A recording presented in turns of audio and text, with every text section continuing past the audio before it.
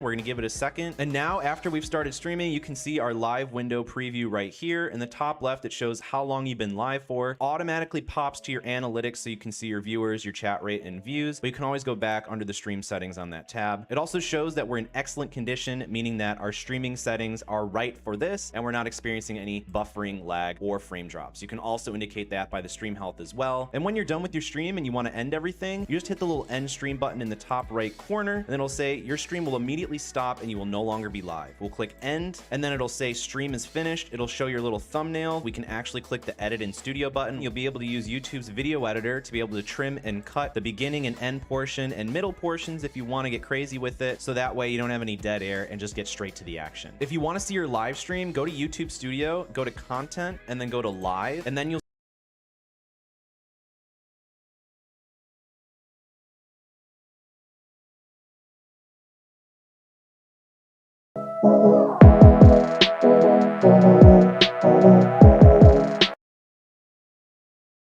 country.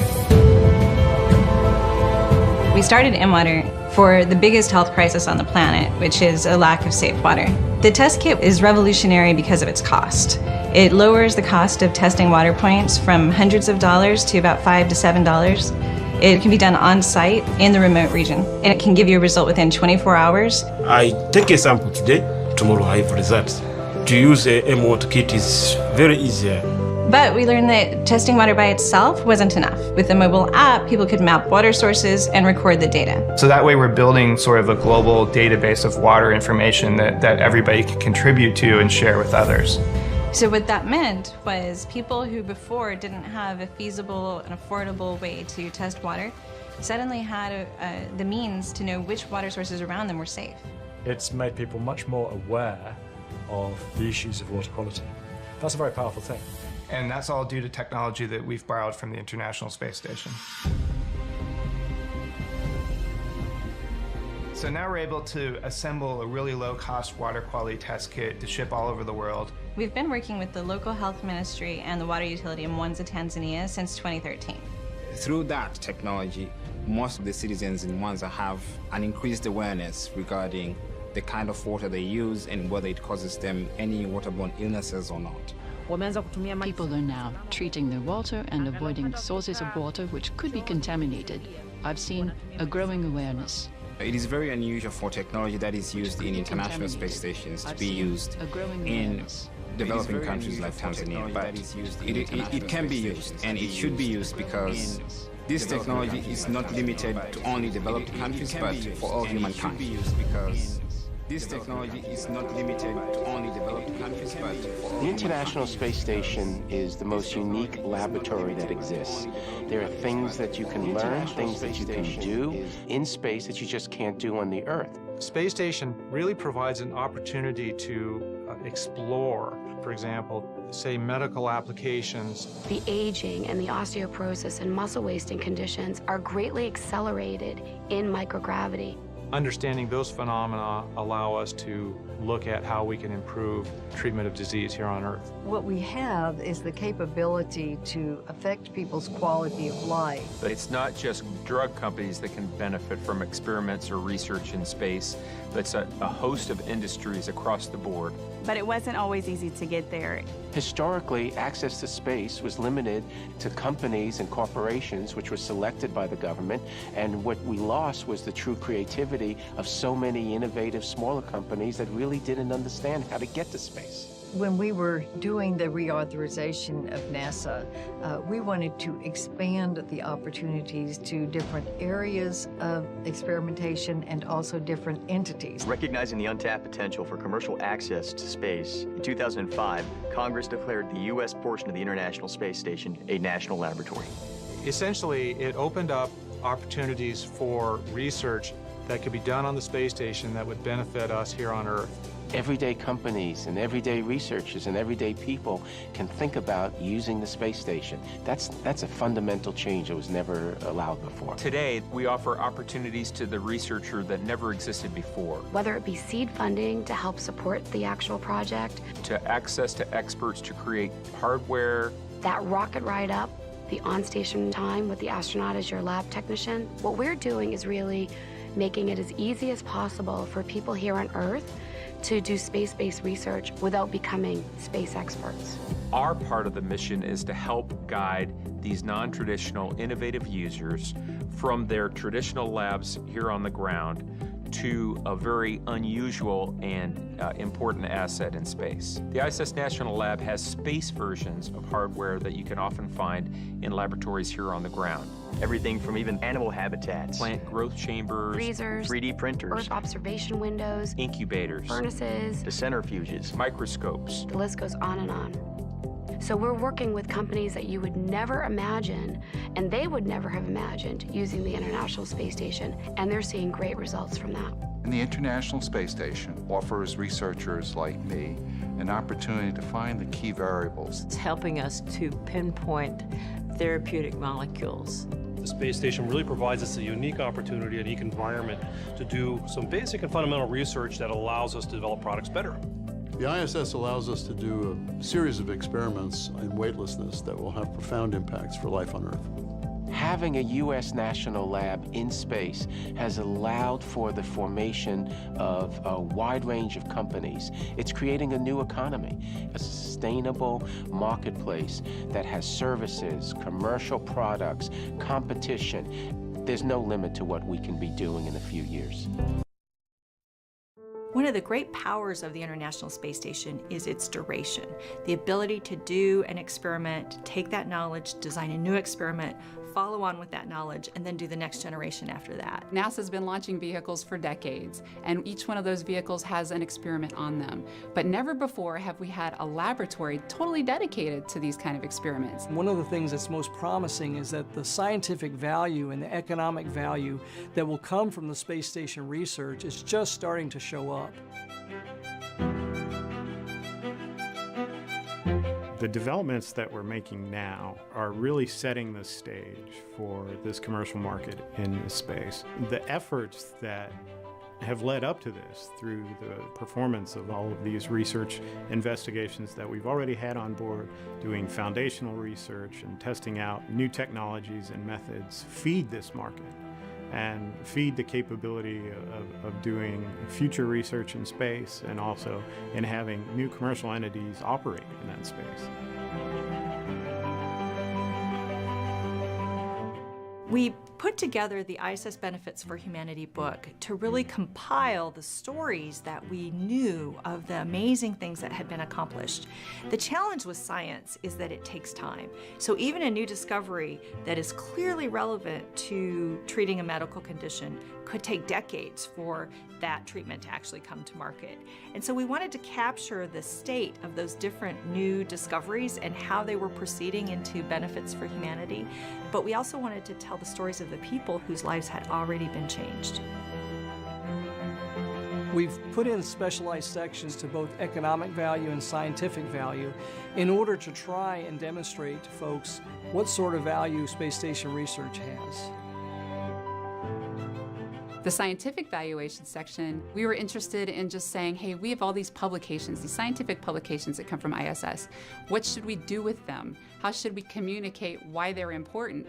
Yeah, we've got thousands of publications, but what does it mean? And how has it advanced science as a whole for Earth and also for spaceflight? So what was shocking to me is, wow, look at all the publications that have come from space station research, and other people in non-space disciplines are finding those publications and using them in their own research. And where you can integrate space research into everyday research on Earth, you know you're having the most impact on science.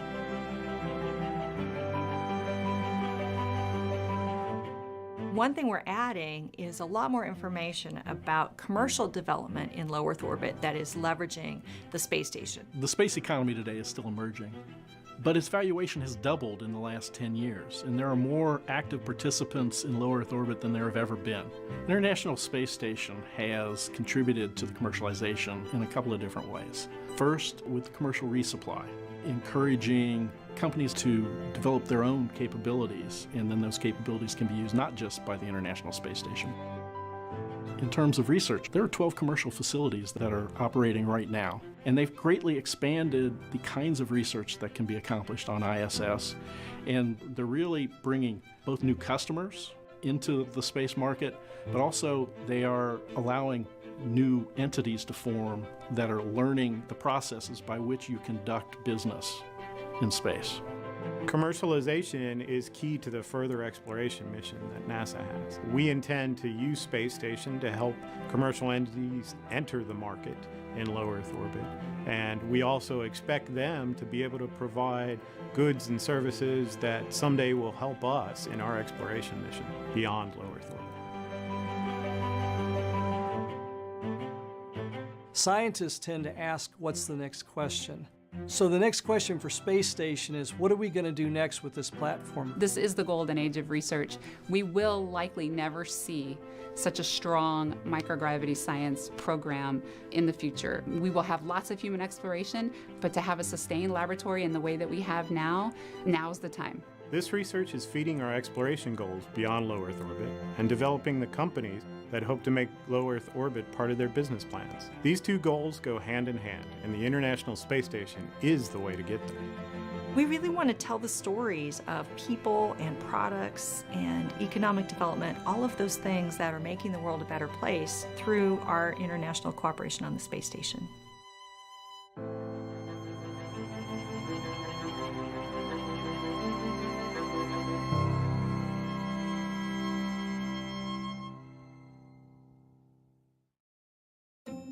In 1988, Dr. James Hansen, then director of NASA's Goddard Institute for Space Studies, stood before the U.S. Senate and testified that global warming has reached a level such that we can ascribe with a high degree of confidence a cause and effect relationship between the greenhouse effect and observed warming. It is already happening now. This last year, 2021, comes in as the 6th warmest year on record, and it continues this large, long-term warming that Jim Hansen was detecting even in 1988. And in 1988, that was also a globally warmest year, but now that ranks only 28th in the ranking. And so the warming that we've had since Jim Hansen's testimony has been dramatic and totally vindicates the concern and the warnings that he put out at that time.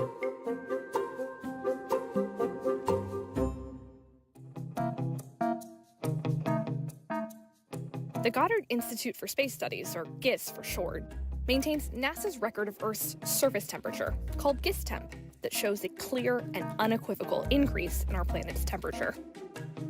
GISS temp stretches from 1880, long before NASA existed, until the present day. Now, when you think of NASA, you probably think of, well, space, right? And we do lots of work studying Earth from above. But the GISS temp record is actually built from the ground up. We collect measurements taken from weather stations, Antarctic research stations, and ships and ocean buoys all around the planet to understand what temperature changes look like globally. And why does the record start in 1880? That's the earliest period that we have sufficiently reliable measurements from ships and weather stations in enough places to be confident in the global record. Interestingly, it's also shortly after the time we call the Industrial Revolution, when humans started putting significant amounts of carbon dioxide in the atmosphere. But we'll get back to that later. There are millions of measurements over the last 140 odd years. We put those together. We're using data from literally tens of thousands of different stations around the world. We use the information that's there to create a global picture of what's happening, and that gives us a very accurate estimate of how any year ranks, or what the anomaly is for any one year compared to what happened in the 19th century or what happened in the middle of the 20th century. So we have our statistical reconstruction of Earth's recent climate, but in research science, we like to check our work. There are a couple ways we can do this. First of all, teamwork. Our colleagues at NOAA and at other agencies and universities around the world also create their own records, and we can line them up side by side and see just how closely they align. Everyone's independent climate records show the same thing. Earth is warming significantly and rapidly. And here at NASA, we have an even cooler way to check our work: space. Right now, we have more than 24 satellites dedicated just to studying our planet. Satellites can take measurements of the entire planet and line them up with our estimate of global temperature change. And sure enough, they also match. Our measurements from space match up well with what our analysis tells us. Earth's climate is warming. The next big question: why is our planet warming? Well, let's jump back to the Industrial Revolution. The release of carbon, mostly carbon dioxide, from human activities like driving cars, flying planes, and industrial burning of fossil fuels is responsible for the majority of climate change. Carbon exists in stores underground as oil, gas, and coal. When we burn it, we release it into our atmosphere, where it traps excess heat coming from the sun, raising the temperature. We've known for more than a century that carbon dioxide added to our atmosphere traps additional heat and is a major contributor to the greenhouse effect. So we can also track the concentration of carbon dioxide in our atmosphere, the primary cause of the current climate change. Both from space, using NASA satellites like the orbiting Carbon Observatories 2 and 3, and from the ground. If you've heard of the Keeling curve, you're familiar with one of these records. Researchers have been taking daily measurements of atmospheric carbon dioxide from Mauna Loa, Hawaii since the 1950s. From space and the ground, the signal is clear. There's a lot more carbon in the atmosphere than there used to be. Other things have changed too. We've chopped down tropical forests, caused the ozone hole, and filled the air with soot, smog, and other kinds of air pollution. And this is on top of natural variations caused by the dynamics of the ocean, or volcanoes, or variations in the sun's activity. And so we can ask whether it's human activities warming our planet. At NASA, we have some big and powerful computers, able to make 6.8 trillion calculations per second. We put these huge supercomputers to work to recreate Earth's climate. So we have thousands of ideas of what could naturally cause climate change. We have 4 billion years of history where nearly anything and everything you could imagine has impacted Earth's climate. But each of these events has their own distinct fingerprint, which we can identify, a pattern of behavior with natural variability. Using supercomputers, we can run simulations of natural climate drivers, solar energy changes, wobbles in Earth's orbits, ocean turnover, volcanic eruptions, and we can run simulations of human effects. And what we've seen is... it's us. There's no way around it. Looking at the evidence, we're the force that's enacting these changes. I am so proud of our ability to understand the climate, but I'm terrified of what we found. But it's not just the causes of climate change, it's also the effects. Because it's not just about knowing why our planet is warming. It's also about understanding and preparing for the effects of added warmth. Measurement of global average temperatures is so important because it's one of the most direct indicators of Earth's changing climate. But the Earth is really a system of environmental systems: land, ocean, atmosphere, and ice, and changes in one system impact the others. Our oceans are our first line of defense in climate change because they absorb so much of the extra trapped energy in the Earth system. We are seeing the impacts of climate change now. Now we know that as our climate warms, wet areas are getting wetter and dry areas are getting drier. For example, we see more intense snowstorms. We see slower hurricanes that are causing more precipitation that inundate land. And we have more extreme precipitation in the form of atmospheric rivers that come from the Pacific and reach our west coast. The oceans are absorbing a large amount of heat because of climate change. And once that heat is in the ocean, it actually travels all around the planet because of the ocean currents. And that has impacts on local weather and long-term climate. As the planet warms, it's not just the ocean that's warming, it's also the ice that sits in the ocean and on land.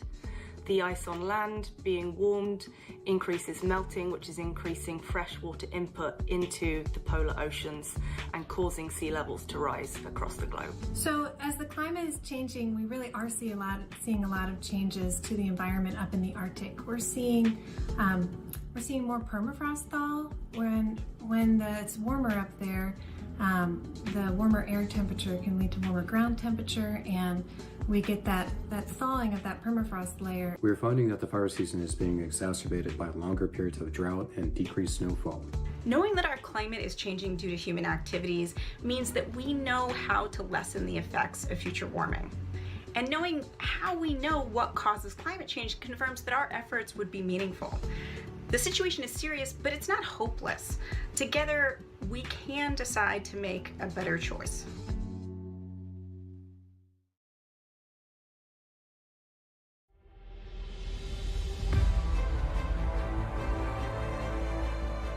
We're never going to stop exploring the unknown in air and space. We're not going to stop innovating for the benefit of humanity and inspiring the world through discovery. 22 will go down in the history books as one of the most accomplished years all of NASA's history and missions. The golden age of space exploration. So much to look forward to in 23. Climate missions that will tell us about how our Earth is changing. Game-changing aeronautics developments with the 59 and the X-57, and the selection of the first astronauts to go to the moon in more than 50 years. And there's a lot more coming.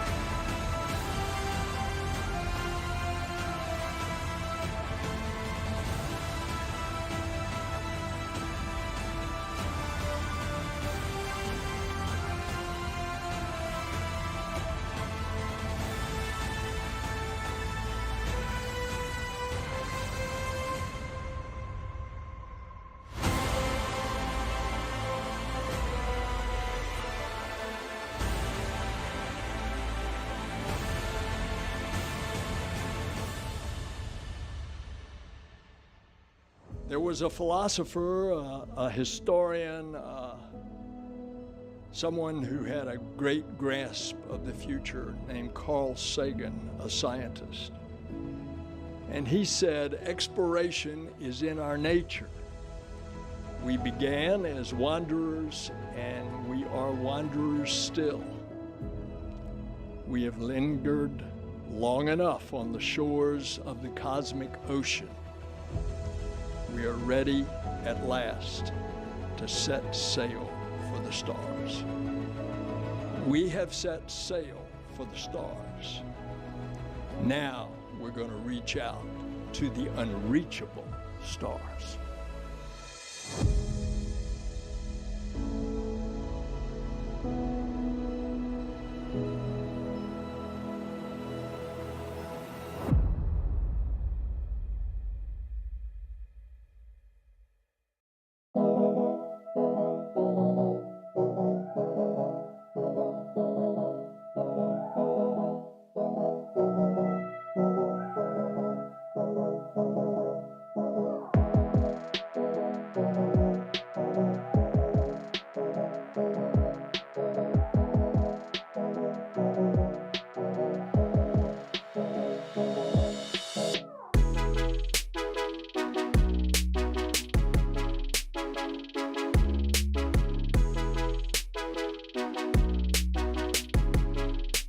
NASA researchers spend weeks, even months at a time, in remote locations around the world, collecting critical data about Earth's environment.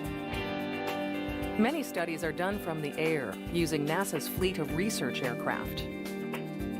One such mission is Operation Icebridge, a multi-year study of polar ice conducted by the NASA Airborne Science Program. Icebridge sends NASA's P-3 flying laboratory to Greenland and Alaska in the spring to study changing ice conditions in the Arctic.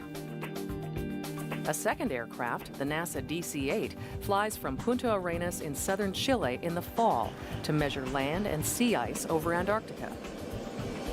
It takes months of planning to execute a major international mission like Icebridge.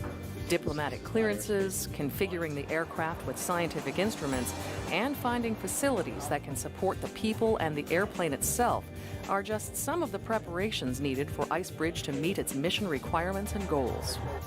To deploy to someplace like Chile, we plan a good 6 months before the mission to bring everything together so that once you arrive here, we're ready to execute missions on a daily basis. Typically a mission director, a mission manager, program manager, we get called different names. We'll do the site surveys for the location, liaisoning with the government, of the host government to the host airport. That's the real legwork that's done prior, is coming out and making sure that they can house and feed us and take care of the people in the hotels. You name it. There's a lot of little tiny details that can't be overstated. The biggest logistical challenge for the project as a whole is to set up all of the lab space and the facilities so that the scientists can process their data and make their decisions about which project. Logistics is huge for something like this because we have to make sure we can all support the people in the field as well as the aircraft. So we think a lot about aircraft spares and then little details about the support equipment for the airplane. Usually on every deployment we're going somewhere, there's at least a group that goes out and scopes it out. A lot of it's done like while we're working other missions. And they will talk with the airfield, set up and tell them what we're going to be doing. And then as they're communicating back with us with what capabilities the airfield has to support us, that way we know what to ship. For a deployment more than 6,000 miles away in the southern hemisphere, the maintenance crew needs to carry an extensive payload to maintain the DC-8 on site and keep the mission on schedule. Yeah, we put them right on the side there. Yeah, more than 13,000 pounds of cargo are packed on the DC-8. Everything from spare tires, parts, and tools to basic comforts of home for the near daily 11-hour research flights over Antarctica. On a deployment like this, we bring the equipment with us, and we also ship a lot of other things by sea in a big container so that we can keep the airplane moving. It'll come back from a mission. If there's anything wrong that needs to be repaired before the next flight, we have the maintenance crew to support it during the night and get it ready for a mission the following day.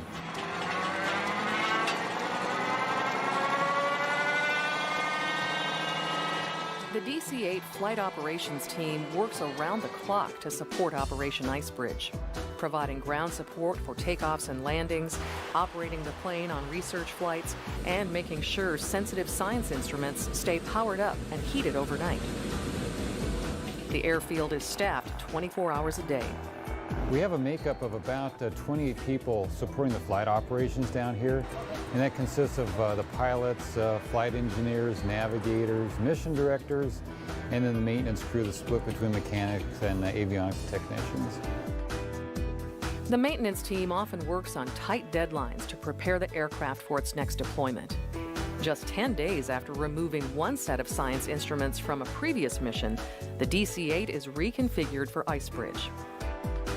In 3 weeks' time, the plane is transformed into a working science laboratory with a suite of radar and laser instruments and cameras installed throughout the cabin, cargo pit, and fuselage.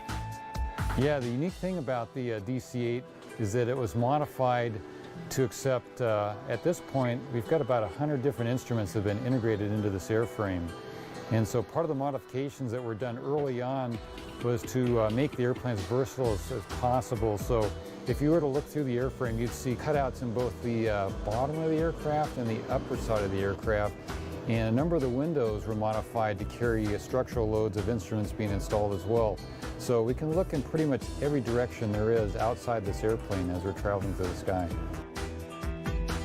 Once the science instruments are installed, the flight operations team conducts a series of ground checks and instrument test flights over the California desert to make sure the DC-8 is mission ready. Looks like maybe it's level now. Right, looks like it's a wings level and rock course. So the reason why we picked these sites over the desert in California is because they have these dry lake beds there. And they are a very flat area that's ideally suited for our purpose. So we can put a GPS receiver on a car and kind of drive around on these flat lake beds, measure them, and then a few days later fly over the same area with the DC-8 and take a measurement from the air, compare the two measurements and use the data from the ground to calibrate and validate the airborne measurements. While the aircraft is prepared for the trip to Chile, the science and flight operations teams are required to undergo specialized safety training, regardless of if they've flown on the DC-8 in the past. Well, for the DC-8, everybody who flies has to go through basically a safety briefing. We go in a little bit more detail because we do more things on our airplanes than commercial airliners do. From our pilots, they go through survival training, water and land, and depending on where they're going, some of them have been through Arctic. All of our crew members, they all have to go to altitude chamber, water survival, land survival, and what we do here is we just build on that and then try and bring anybody else that hasn't had any formal training up to speed so they have at least a working knowledge of the kind of conditions that can happen if something was to go wrong with the aircraft. Safety equipment tailored for IceBridge is also packed on the DC-8. Overhead compartments, we've got 20-man life rafts. There's 4 of those on board the aircraft. We have 2 what we call global survival kits, which has different survival items inside of there. For this particular deployment, we also have anti-exposure suits, which if they were to go into the water, we have enough for everybody on board the aircraft for that. Once the aircraft and passengers are cleared to fly, it's time to pack up for the long transit flight from Armstrong Flight Research Center in California to the southern tip of Chile.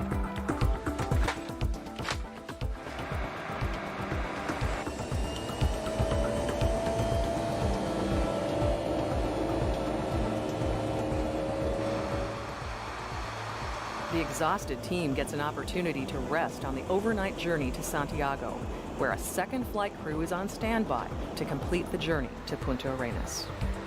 To get to this part of the globe, it's about 14 hours of flying. We had pre-deployed a crew to Santiago to join the flight at that point so that the crew that flew all night could then step out of the cockpit and rest. And that allowed us to continue on that next day down to Punta Arenas, Chile, without having to stop overnight.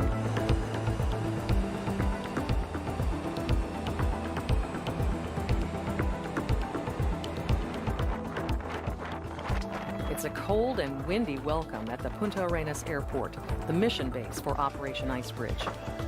The scientists and flight crew will call this place home until the end of November. We are setting up base stations here at the airport that record the GPS data for various instruments. We're talking to people in the weather office, at the tower, the air traffic controllers, and that typically takes about a day, getting everybody settled in here and preparing everything for the first science flight. With 2 complete flight crews available, science flights are planned on consecutive days to collect as much data as possible over Antarctica. On a typical Punta Arenas deployment, we have about 300 flight hours, and if we fly as much as we can, which we typically do, we kind of travel a distance in Antarctica that's equivalent to 3 or 4 times around the equator. I think this is a glacier we're crossing. Flight tracks are carefully designed by the IceBridge science team months in advance. Survey lines need to be precise, not only to make repeat measurements in exact locations, but also to ensure the plane keeps a safe distance from specially protected areas and animal habitats. A sophisticated guidance system on the DC-8 helps the flight crew keep the plane on track and navigate around more than 1,700 known wildlife locations on the Antarctic continent. Some of the flights are hand-flown using moving map displays that have a flight track depicted on them. Others are guided by what's called the ATM instrument, where it actually puts out a signal that we feed into the aircraft navigation system, where it guides the airplane laterally. So the ATM stands for Airborne Topographic Mapper. We designed a supplemental system to the ATM. Some people call it the ATM Navigator. What it does is it couples into the aircraft's own autopilot and helps it to steer the aircraft as accurate as we need it to be. We can generally steer the airplane well within 100 feet and often within 20 feet of where we want it to be. And that means that if you imagine a line that represents our desired track, more than half the time that line will lie within the cabin of the aircraft. We're crossing. Antarctica's harsh and often unpredictable weather determines when and where the ice bridge team will fly each day. I've got rising terrain, 12 o'clock, 7 miles. Tally-ho. Tally-ho, and I'm going to start climbing here. Pilots need perfect visibility of the terrain for safety. We'll clear it. It does get steeper as we get closer to it, so we can pitch up a little bit. Several science instruments need a clear line of sight between the aircraft and the ground to collect proper measurements. Meteorology is obviously a very big deal with Ice Bridge. It essentially governs everything that we do on any given day. We have to fly down low and near the terrain in order for our instruments to work as they're optimally designed to work. So it means we need clear skies below the altitude at which we're operating in order to do this kind of work. We know from experience which parts of Antarctica are likely to have good weather and which parts are not. So we design the missions so that each of the missions has a maximum chance of success based on the likely weather scenarios. We come up with about twice as many mission plans as we can possibly fly in the field. And that's simply so that we have enough target areas to choose from that have good weather while we are here in the field. And then we prioritize these plans. We have to spend a very large amount of our time while we're in the field trying to sort of ascertain what the weather is going to do. It's a bit like reading tea leaves. It's a very inexact science. We depend entirely on what the meteorologists tell us through computer models. We talk a lot to the meteorologists here at the airport. They're terrific. They give us a lot of help. The Chilean hosts provide everything from weather expertise to daily flight lunches for the Ice Bridge team. Airport firefighters and emergency responders are also prepared to help in case anything goes wrong with the aircraft. So we don't use retread tires.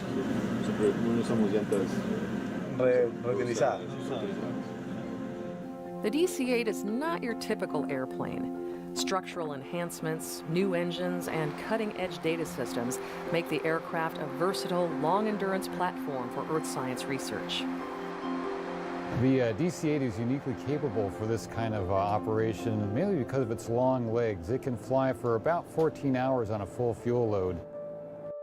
We have to pretty much commute every day to Antarctica and commute back. And then we need also the capability of collect several hours of data. Typically on every flight we collect several terabytes of data all together. So we have 8 different science instruments on the aircraft, and in total it's a very complex set of measurements that we take over ice sheets, and doing it all at the same time in the same location from one airplane. It's really a tremendous resource. It is amazing that a large airplane that was designed originally to be an airliner could be so diverse, but by its design, it meets a lot of the requirements NASA had set for the type of science studies they wanted to execute using an airplane to support. This particular airplane was built in 1969, but many of the systems have been upgraded over the years to keep up with current technology. For instance, the airplane has a satellite communication system on it, which something like that didn't even exist when it was originally built. So what's nice about that is we can move data real time during the flights off the airplane to people anywhere in the world via the satellite system and then the internet, and they can send us information real time as well. We can X-chat, it's like texting back and forth to each other. We can send photographs, we can send technical data. You don't have to actually be on the flight to participate. My view of this airplane is that it's the ideal airplane for the kind of mission we use it for, because it's built very strong, and in the old days when these were being designed and built, the airplanes were overbuilt to be on the safe side. We have a nickname for it. It's a DC-8, and the DC stands for Douglas Cable Car, because unlike the modern airplanes that use electronics and hydraulics to control the airplane in flight, this airplane is controlled with steel cables. So we do hurricane research, we fly through hurricanes, and we do a lot of different types of scientific research, and the airplane can take a lot of damage that would cripple other more modern airplanes, and this airplane still flies fine. It's like an old truck. It's solid and almost indestructible. A wall of stickers at the mission director's console tells the story of the many missions the DC-8 has flown since it went into NASA's service in 1987. This aircraft and many others operated by the NASA Airborne Science Program fly thousands of hours every year all over the world to support a variety of Earth science research missions.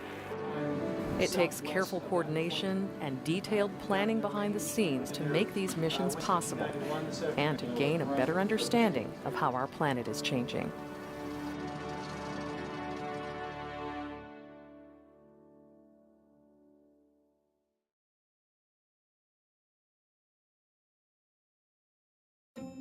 In 1988, Dr. James Hansen, then director of NASA's Goddard Institute for Space Studies, stood before the U.S. Senate and testified that global warming has reached a level such that we can ascribe with a high degree of confidence a cause and effect relationship between the greenhouse effect and observed warming. It is already happening now. This last year, 2021, comes in as the 6th warmest year on record, and it continues this large, long-term warming that Jim Hansen was detecting even in 1988. And in 1988, that was also a globally warmest year, but now that ranks only 28th in the ranking. And so the warming that we've had since Jim Hansen's testimony has been dramatic and totally vindicates the concern and the warnings that he put out at that time.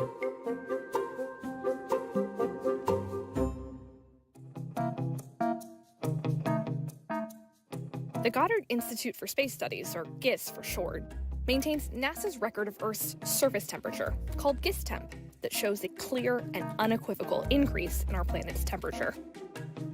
GISS temp stretches from 1880, long before NASA existed, until the present day.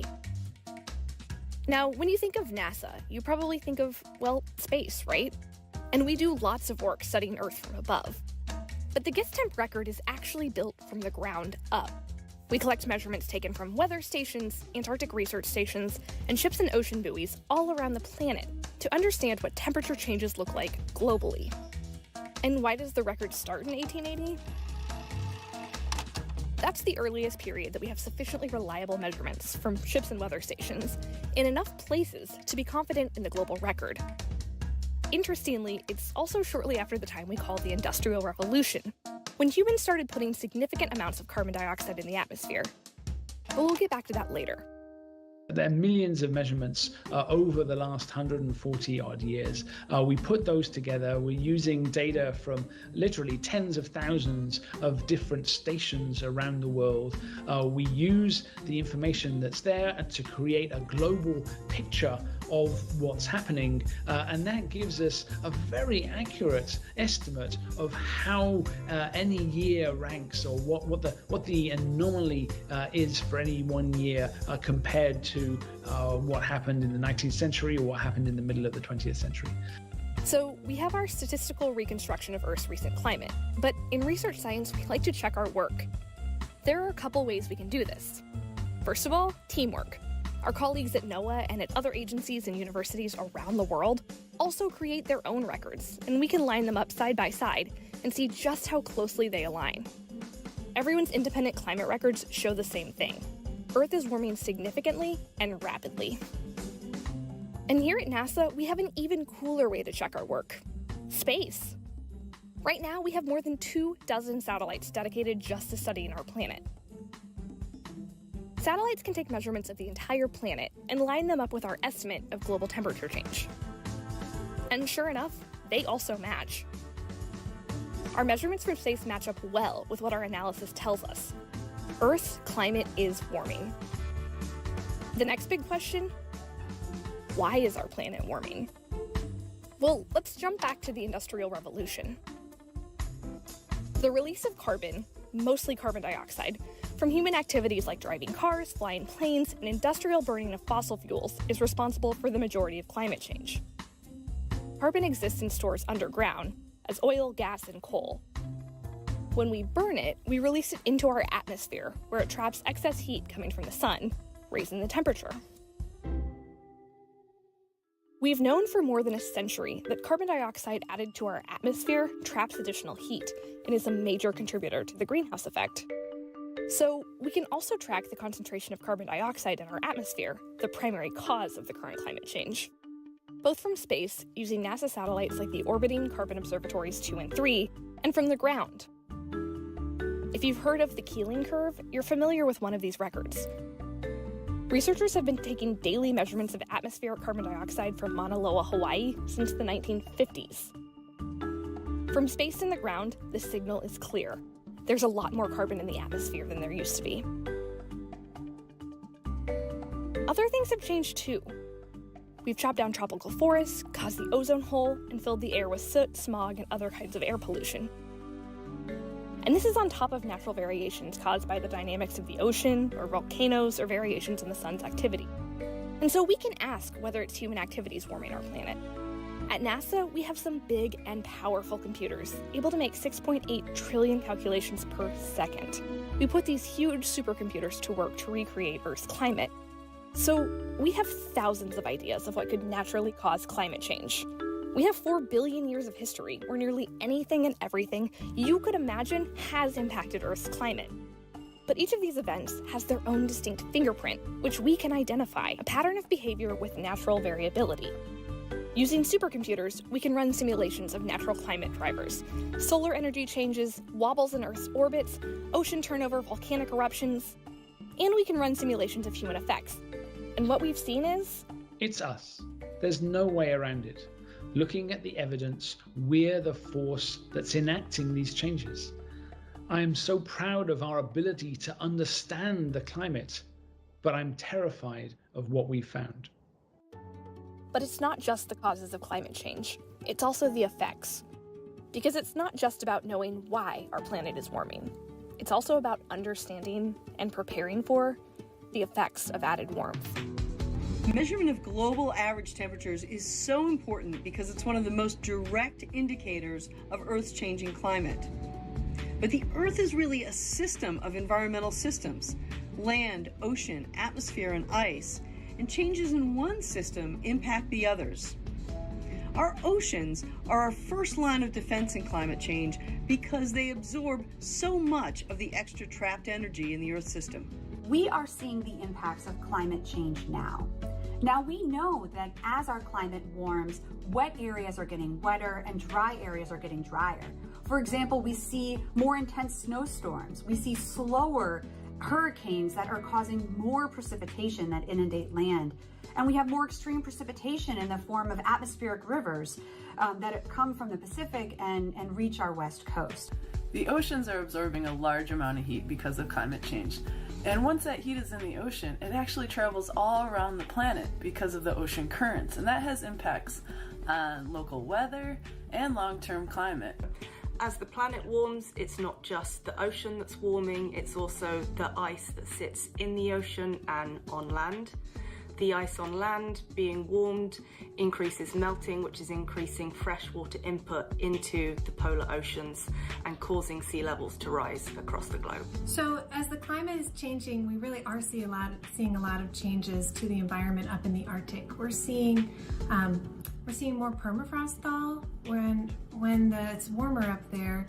The warmer air temperature can lead to warmer ground temperature, and we get that thawing of that permafrost layer. We're finding that the fire season is being exacerbated by longer periods of drought and decreased snowfall. Knowing that our climate is changing due to human activities means that we know how to lessen the effects of future warming. And knowing how we know what causes climate change confirms that our efforts would be meaningful. The situation is serious, but it's not hopeless. Together, we can decide to make a better choice.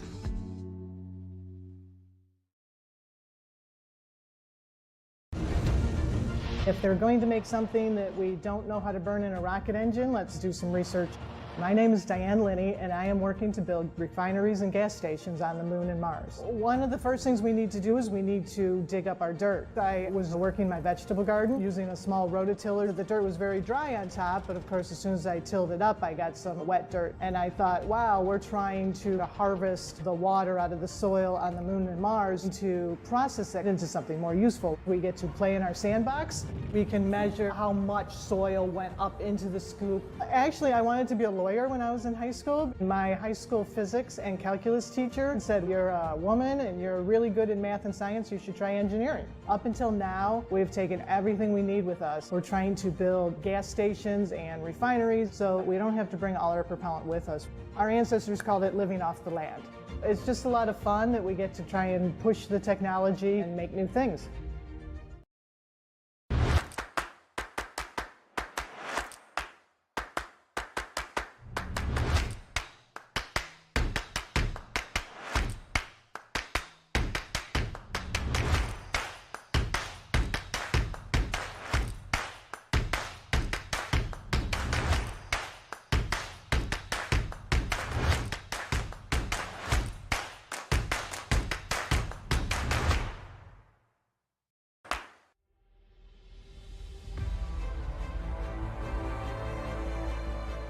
We're never going to stop exploring the unknown in air and space.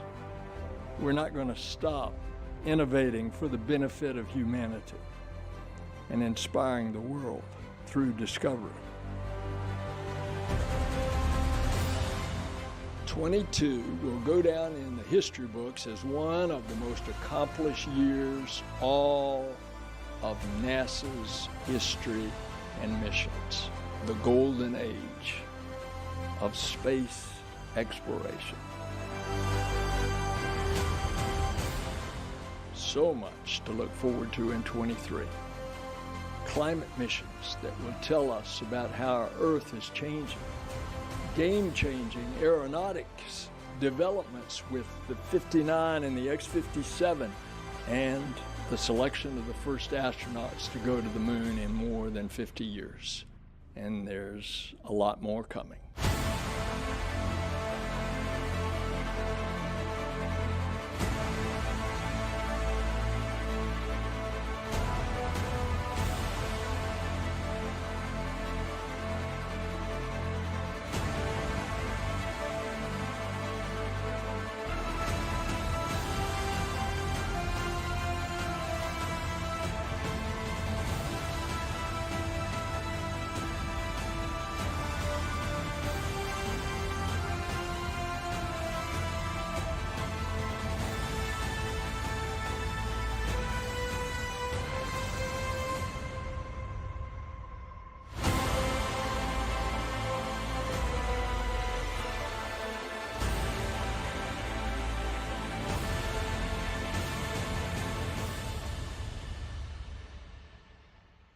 There was a philosopher, a historian, someone who had a great grasp of the future named Carl Sagan, a scientist. And he said, exploration is in our nature. We began as wanderers and we are wanderers still. We have lingered long enough on the shores of the cosmic ocean. We are ready at last to set sail for the stars. We have set sail for the stars. Now we're going to reach out to the unreachable stars.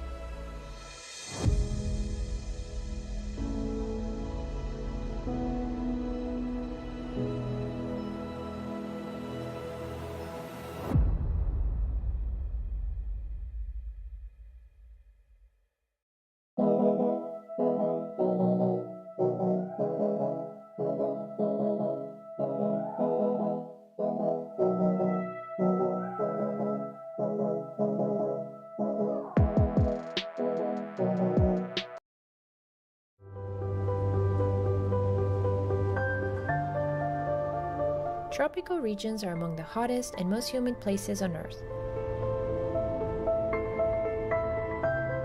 but also the coldest and driest.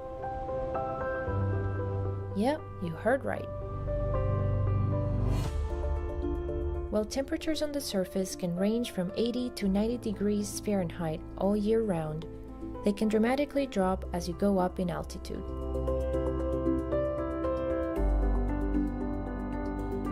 In fact, as you get closer to the stratosphere, they can be as low as minus 110 degrees Fahrenheit. This extremely cold region between the troposphere and the stratosphere is called the tropical tropopause layer.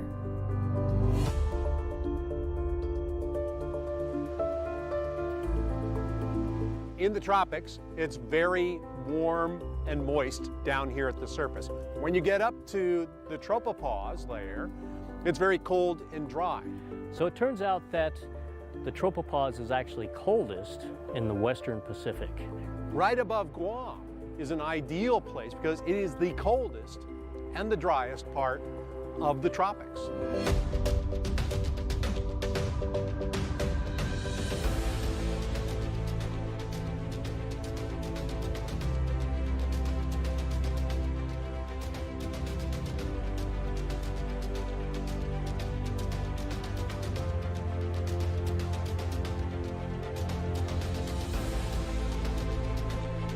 Everything is ready for the second phase of the field experiment. We are 13 degrees north of the equator in the Pacific, our new home away from home for the next several weeks. We are in Guam.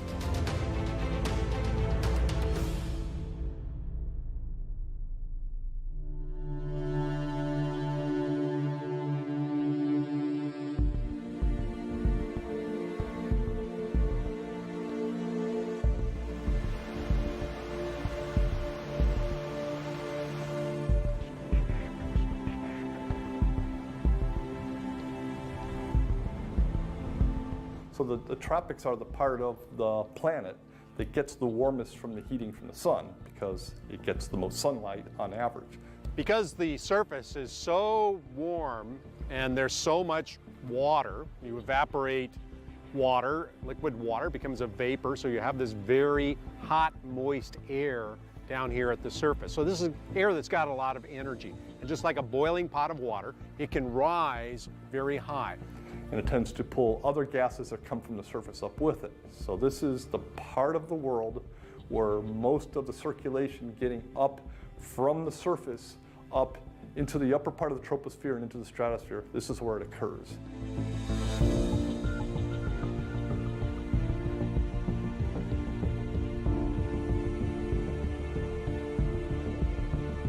So here in the tropics, we see these thunderstorms boiling up to very, very high altitudes. And so we have a very high elevated tropopause here in the tropics. As you get convective processes going, the air rises. As you know, if you take air and you expand it, it cools really fast. And it turns out that, in fact, the warmest places in the world are in the tropics, but about 55,000 feet above us, about 16 kilometers, is one of the coldest places on Earth. So what that does is, as it cools really fast, all that water vapor in the air going up gets squeezed out. It's like wringing a towel, and all the water starts to squeeze out. So you get cloud processes formed, it squeezes out the water. The air that comes out the top tends to be dry. You still get some water making it up to the tropical tropopause, and there the atmospheric motions transport air into the stratosphere. So air is transported into the stratosphere with a small amount of water that's left behind. And this is the area that tends to be the controlling mechanism for how much water gets into the upper troposphere and then onto the stratosphere. So if you want to understand the composition of the stratosphere, how much water there is, how much ozone-destroying substances or trace gases there are, you need to go to the tropics and study the region around the troposphere and the tropics. So this is the spot to be.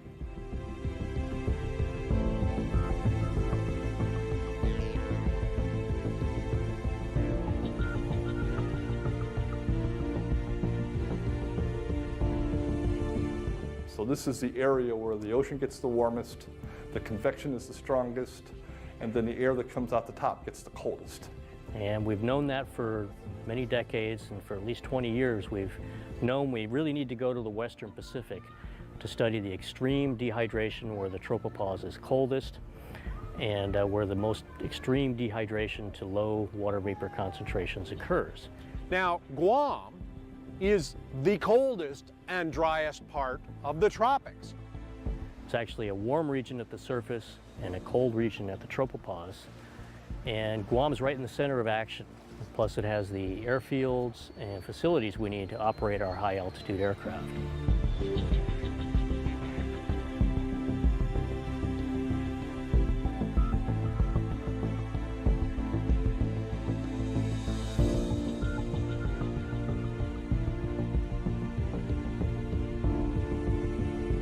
It takes a lot of work to plan a remote deployment of this size.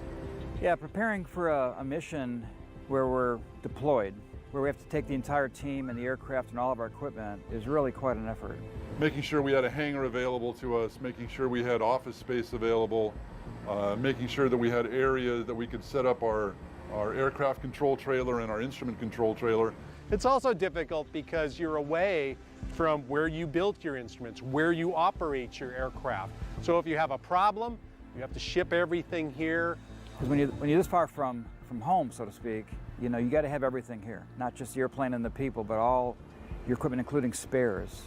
Actually, all the work that's gone into this ATREX project has been one of the most difficult things I've ever done.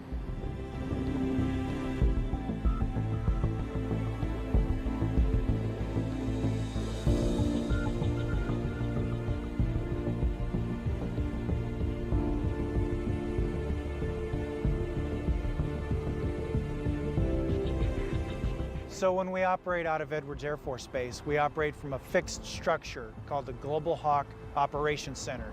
That's the main command and control center for the NASA Global Hawks. Well, what's different from operating here in Guam versus operating back at Edwards is we have these mobile ground stations. So that's where we fly the airplane and operate our payloads from. So the front room, the flight operations room, is replicated with a 40-foot trailer with all the communications equipment, all the computers, all the servers, everything. And then we have another trailer that replicates the 14 workstations that the payload operations room has, and that's in another trailer. And we're basically providing the same functionality from Anderson Air Force Base in a forward location that we would have back at Edwards Air Force Base. We can deploy anywhere in the world with these trailers as long as we have the appropriate setup. And that's 872 ATCI show 4, ready, links now. Okay, that sounds like a good plan. So we're ready for aircraft. For the ATREX campaign, the NASA Global Hawk is basing out of Anderson Air Force Base. And from Anderson Air Force Base, we'll be flying north all the way up to the Aleutians, east towards the Philippines, south down by Australia and New Zealand, and out to the east all the way to about Tahiti, the other side of Hawaii, basically. It's roughly about a 4,000 mile radius of range that the Global Hawk has here from here at Anderson Air Force Base.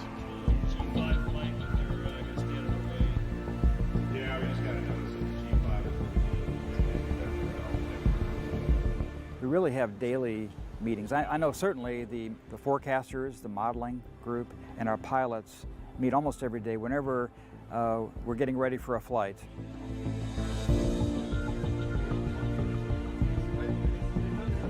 We are working every day on the aircraft, working with the scientists. They've got to pre-flight their instruments. After flight, they've got to post-flight their instruments. Some want to come off, some don't want to come off.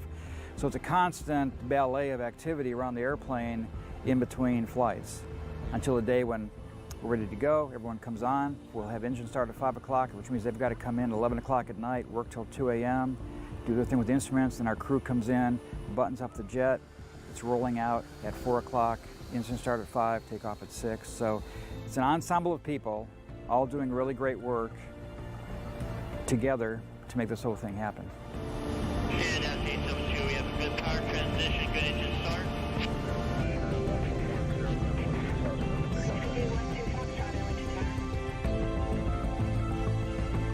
And Trapper, can I get a takeoff report? Yes, sir. Runway is clear. You're going for takeoff. Roger that.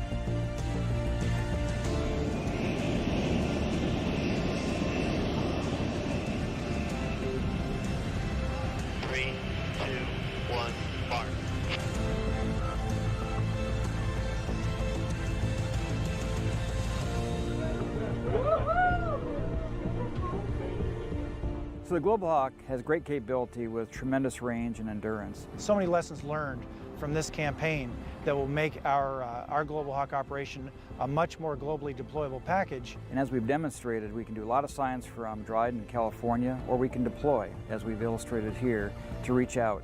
And I think we've shown now that we can really go almost anywhere in the world. Because this is our first deployment away, really away from the mainland. This will be our first, it won't be our last, and we will be well suited to take our show on the road anywhere in the world from now on.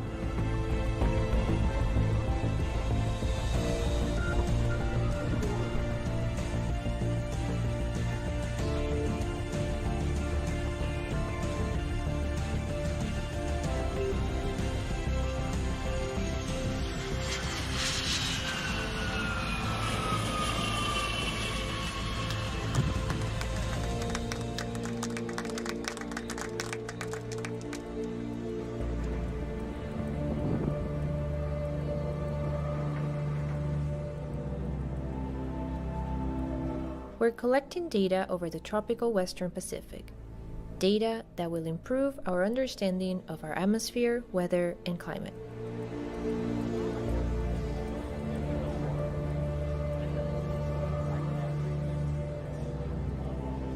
The ATRIX mission will help us better comprehend the world we live in, to learn more about this planet we call home.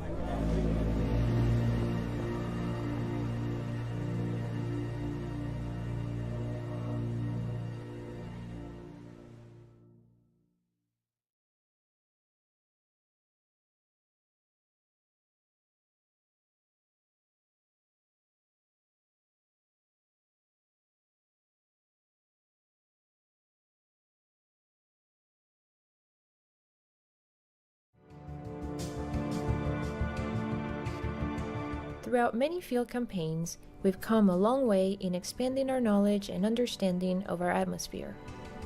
But this hasn't been a one-person effort. Collaboration and close coordination within the ATRIX team have made this endeavor possible.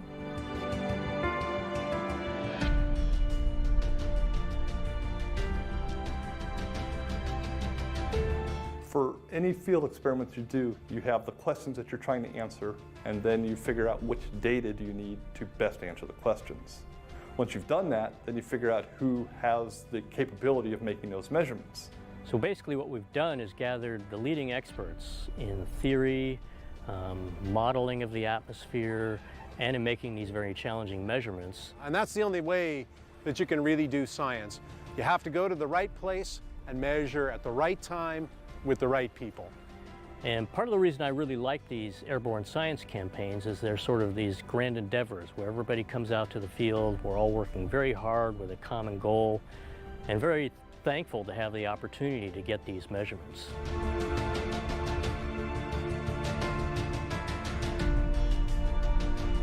The other thing about these NASA campaigns is the data will then be shared with everybody. So it'll be used by people from all different countries. The more people who use the data, the more of an impact our data have. Because we're all basically working together, trying to understand how the atmosphere works.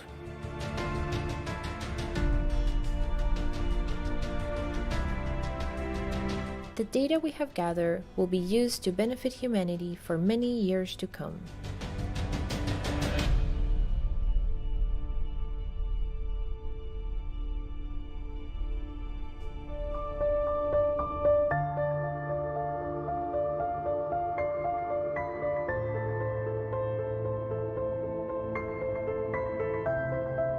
When you make an observation, that's only the beginning of the story. It's like walking into a crime scene and taking a picture and collecting some evidence. Footwork begins after that, the real work of putting everything together to produce a full picture of what's happening in our atmosphere. And ATRIX is basically part of that puzzle. We're addressing a key uncertainty in how the models predict future climate change. We have to actually figure out how all of these things work.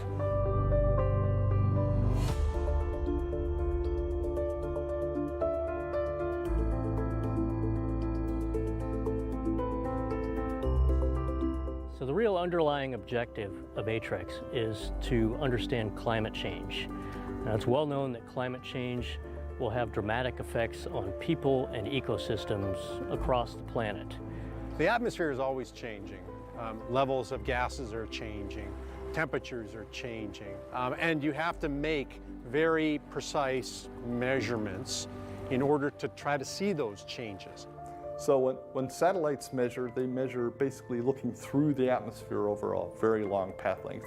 Multiple hundreds of kilometers are averaging the data over. So if you have low water and somewhat higher water, what you're going to measure there is the average. When the airplane flies through these air masses, they're measuring over 10 and 20 meters at a time. So they're getting that entire variability. So far, we've gathered these fine structure measurements of clouds and water vapor and the interaction between water vapor and clouds, and that's being used to better understand how the clouds form and how they affect the amount of water that's getting in the stratosphere. The other thing we've done is we've gotten a lot of measurements of these ozone-destroying substances in the tropical tropopause layer, which will ultimately get into the stratosphere, so we can better predict how much of these get into the stratosphere and again improve predictions of ozone destruction and the ozone layer recovery. All of these processes are the things that we're after with ATREX. 15 seconds, one pass. SA-72 is off, on, right. SA-72 switches 6. The ATREX mission, we've seen some very, very interesting relationships between temperature, water, and particles that we're seeing in the atmosphere. This is really wonderful information and will be incredibly useful for how we can improve our modeling of the atmosphere. But anytime you do climate science can be contentious in many parts of the world. So having data that is out there, free and open and defendable is important. If your data aren't available for everybody, it's always going to be in question. The way we look at it from the science community is that the data is all shared. So it'll be shared amongst different institutions and different agencies and even different countries all around the world. Because we all have the common goal of trying to understand how the atmosphere is working and how the atmosphere is changing.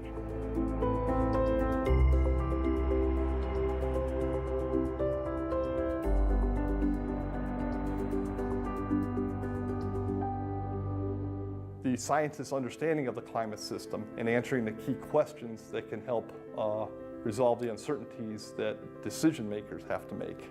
It's key. And so we'll still need measurements, and the measurements will improve and our understanding will improve, but we'll need these measurements to further quantify how the atmosphere is changing. The more we understand the processes, the better off society will be because of it. And some of those key processes, the only way you're going to answer them are through airborne campaigns like the one we're doing here. Our future very much depends on the understanding of the world around us, on how this complex system we call Earth changes.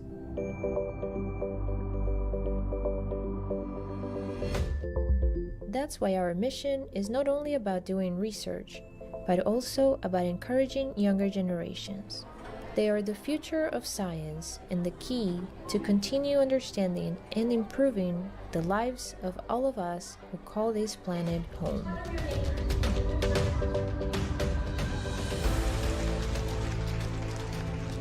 The students do not normally have an opportunity to see this. To show them that there's actually stuff beyond just looking at what's in a book is very invaluable. It gives them meaning and relevance to the work that they do in school. I can't stress it enough just how important it is for the students to make that connection, because that's where they make their decision as to what they're going to do for the rest of their life. It's fantastic to have real scientists, real pilots, real engineers and technicians coming in and sharing their experiences with the kids, because that brings science to life. So we are bringing our science into their classrooms, as well as bringing the students here to see our science in action. And we're hoping that this will inspire some of the students to pursue careers in science, technology, engineering, or math, and one day maybe even work for NASA.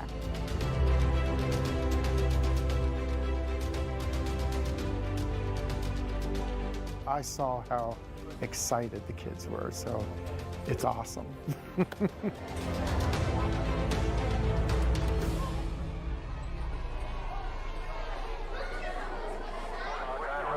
Record. No pump right below. GDC align. Motion power go, flight. Roger, power. S1C poop is complete, flight. Roger, you're all good. 30 seconds. Recording flight speed. Minus 20 seconds. Minus 20. Nice release, are you ready? Ready, 0. Minus 10. Mark. 9. Start ignition. Flame and burn. Engine arm. 5, 4, 3, 2, 1. All engines running. Launch commit. That's okay, flight. All right. That launch start, flight. That's fine. Hold down.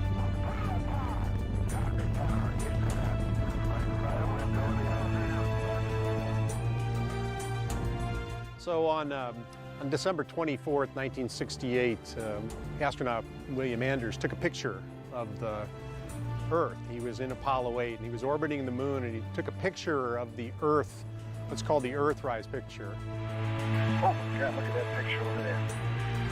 There's the Earth coming up. Wow, that's pretty. Oh, I got it right. Oh, that's a beautiful shot. And you look at that and the vastness of space with this gray moon, and you realize what a unique thing the Earth really is.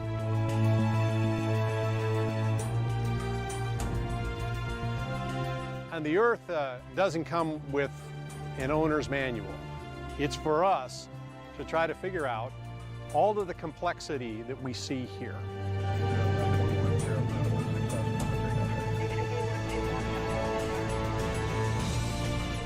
Our campaign is coming to an end, but new ones will continue exploring, making new discoveries. Green release, subjects come right to north. Our journey is not over. Keep watching. This is just the end of a new beginning.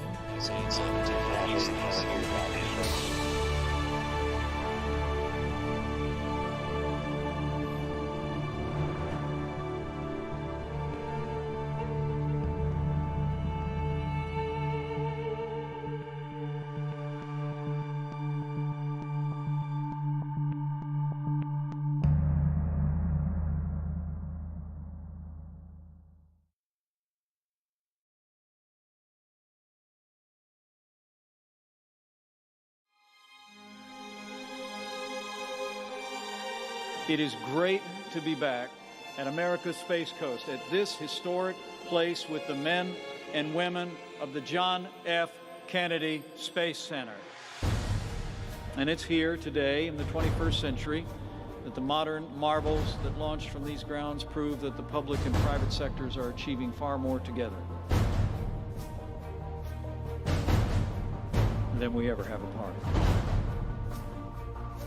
American businesses are developing new rockets,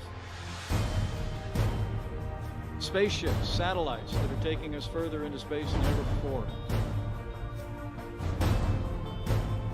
and renewing our confidence that we can and will achieve the impossible once again. This truth echoes through the history of the Kennedy Space Center. Named for a president who challenged the American people to marshal the best of our, in his words, energies and skills, become the world's leading spacefaring nation. I know America will once again astonish the world with the heights we reach and the wonders we achieve. And as these feats of American enterprise and ingenuity attest, much more than the bridge to space, Kennedy Space Center is the bridge to the future.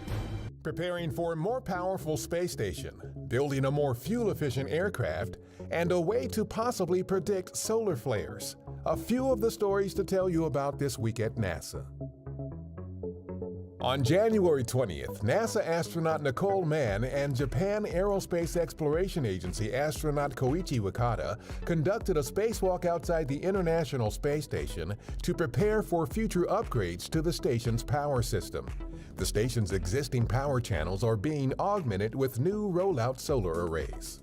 On January 18th, we announced a partnership with Boeing to build, test, and fly an experimental full-scale sustainable flight demonstrator aircraft aimed at lowering emissions. And Boeing's concept is a transonic, braced wing, single aisle aircraft. Learn more about NASA's work in aeronautics research at nasa.gov/flight.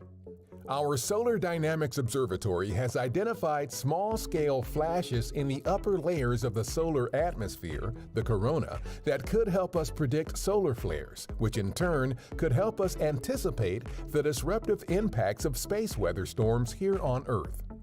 Teams at our Michoud Assembly Facility recently completed welding of the Space Launch System, or SLS, core stage liquid oxygen tank dome for Artemis 3. The liquid oxygen and liquid hydrogen tanks hold the propellant used to launch the SLS and the Orion spacecraft into space. That's what's up this week at NASA. For more on these and other stories, follow us on the web at nasa.gov/twan.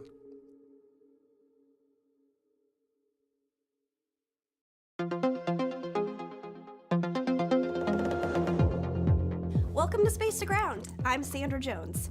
This week, 2 first-timers suited up and took the walk of a lifetime for a spacewalk outside the International Space Station, that is. Also, a first in the study of quantum gases in space, and a seat liner move took place. On Friday, NASA astronaut Nicole Mann and Japan Aerospace Exploration Agency astronaut Koichi Wakata ventured outside of the space station's west airlock to conduct a spacewalk in anticipation of future solar array installation. The spacewalking duo worked to install mounting platforms as part of planned solar array augmentation of the starboard side of the International Space Station's truss. The installation is part of a series of spacewalks to augment the International Space Station's power channels with new International Space Station rollout solar arrays, or IROSAs. 4 IROSAs have been installed so far, and 2 more will be mounted to the platforms installed during spacewalks in the future. The unique microgravity environment of space allows research to be done in a truly out-of-this-world way aboard the International Space Station. One example of such a study includes the Cold Atom Lab. Researchers with NASA's Cold Atom Lab have now simultaneously produced gases of 2 atomic species in a uniquely quantum or wave-like phase of matter called a Bose-Einstein condensate for the first time in space.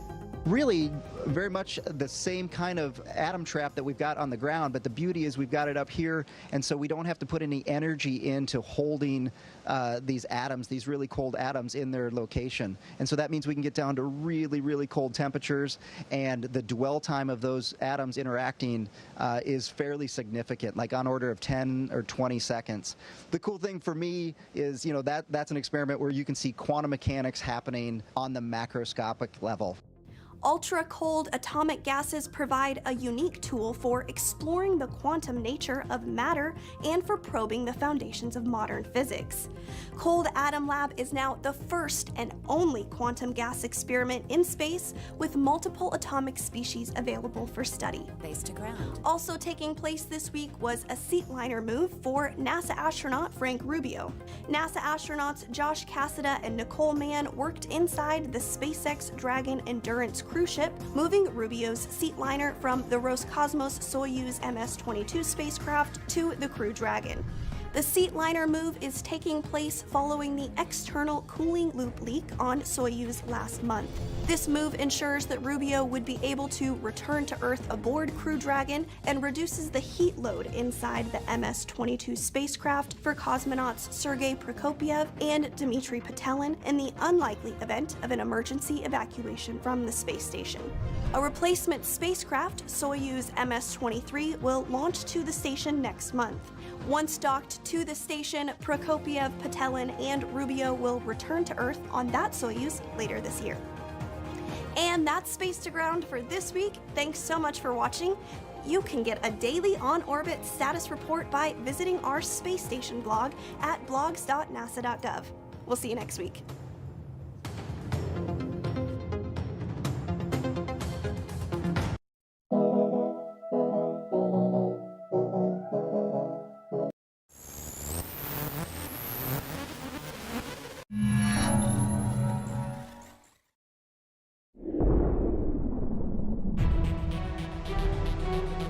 Have you ever considered how big breakthroughs in science, engineering, and medicine occur. The popular misconception of how a breakthrough happens is perhaps a eureka moment while working on a project, and in that instant, the next big thing is born. Although that may happen sometimes, the truth is that most big breakthroughs are not eureka moments at all, but actually take years of painstaking work, trial and error, and rigorous testing before the finished product is ever realized. Researchers in the world of engineering and science almost always move in small, incremental steps, slowly building the case for these new revelations until they are sure the research is ready to be shared with the world. Then, and only then, is when we in the general public hear about it. Although it may not be quite analogous, just think about the moon landing as an example of this phenomenon.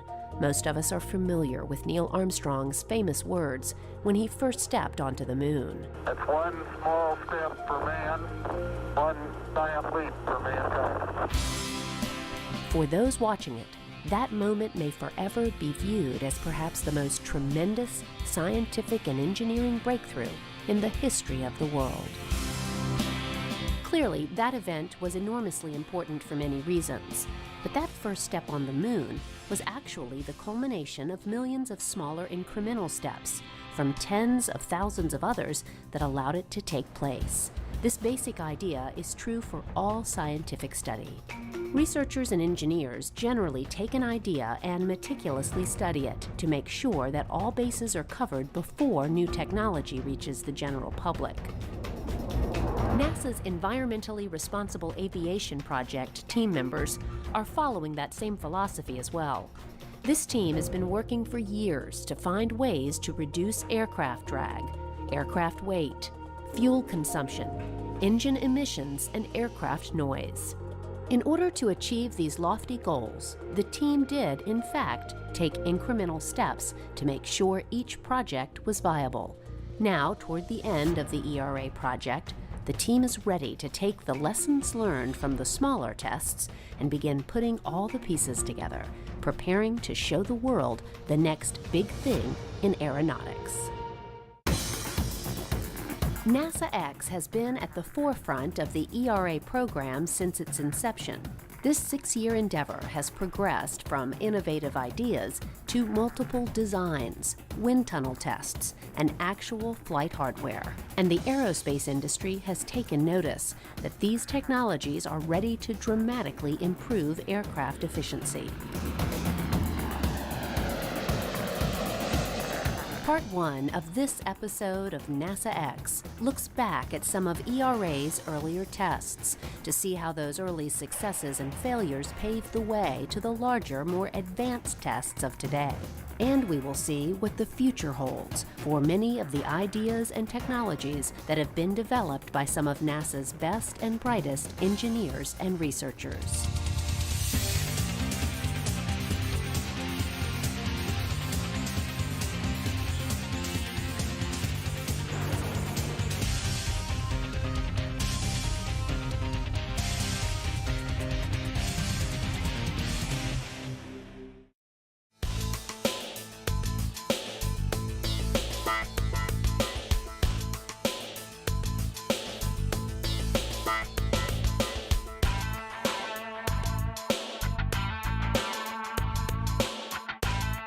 When the Environmentally Responsible Aviation Project was first implemented, it was clear the stated goals would be hard to reach. The team was tasked to reduce aircraft drag by 8%, reduce aircraft weight by 10%, reduce fuel consumption by 15%, reduce emissions by 75%, and reduce overall aircraft noise by 75%, all by the year 2025. Compounding the difficulty of making such dramatic improvements was the fact that many in the aviation industry believed that the modern tube and wing-shaped aircraft had reached its maximum ceiling on efficiency. When NASA first undertook this challenge, they realized they would have to bring an A-team of NASA engineers from numerous NASA field centers, along with highly skilled teams from industry and academia, in an effort to find these new efficiencies. We've got new airframes, 8 different technologies that we've worked in Phase 2, a myriad of 60-something technologies we worked in Phase 1 and we looked at, and we will be delivering at the end of this year technologies that say we can meet all of those goals. So it is an unmitigated success, and every one of our partners in this is getting something out of it. Some of the major areas of study for the team included looking at engine redesigns, airframe redesigns, materials testing, and even developing new aircraft that integrate the wings into the aircraft body to increase efficiency. This unique design is called the HWB, or Hybrid Wing Body Aircraft. The HWB began its life as a series of computer models and then was upgraded to sophisticated wind tunnel models. Once the team was satisfied the HWB concept showed significant promise, it was upgraded to a flying scale model aircraft. 122 times the hybrid wing body models flew over the dry lake bed in California, where so many previous X-planes had flown before. And with each flight, the engineering data helped validate this unique type of aircraft design. Researchers feel confident that the strides they have made in this aircraft design will pay huge dividends in the future.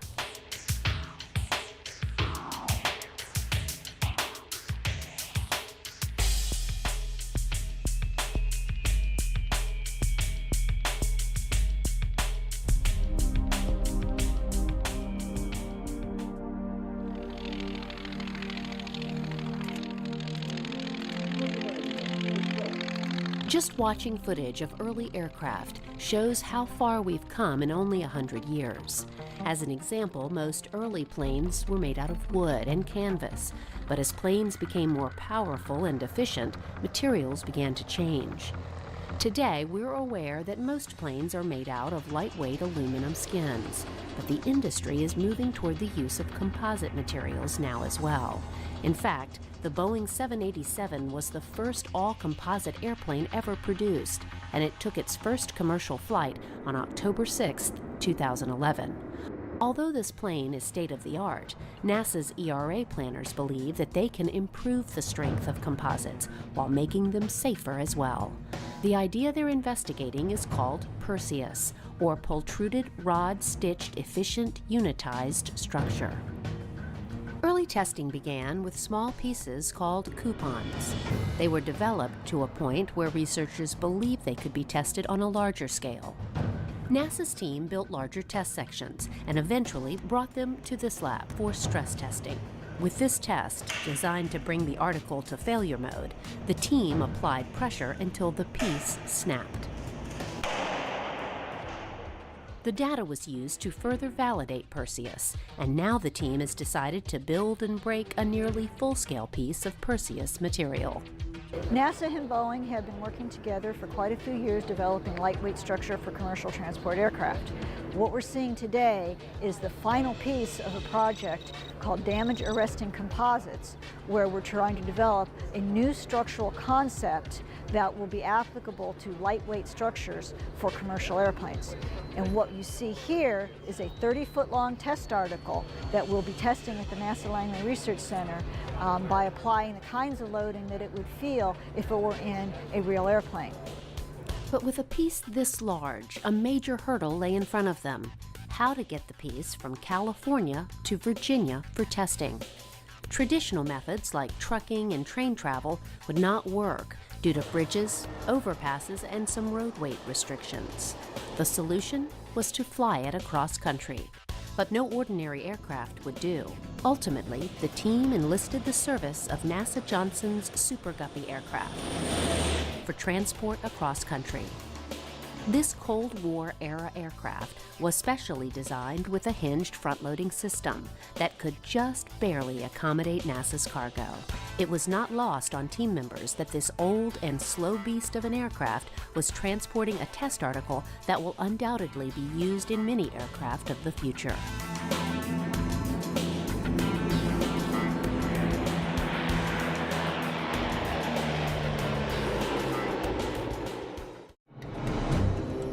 On a cold December night, the aircraft landed in Virginia for an early morning offload.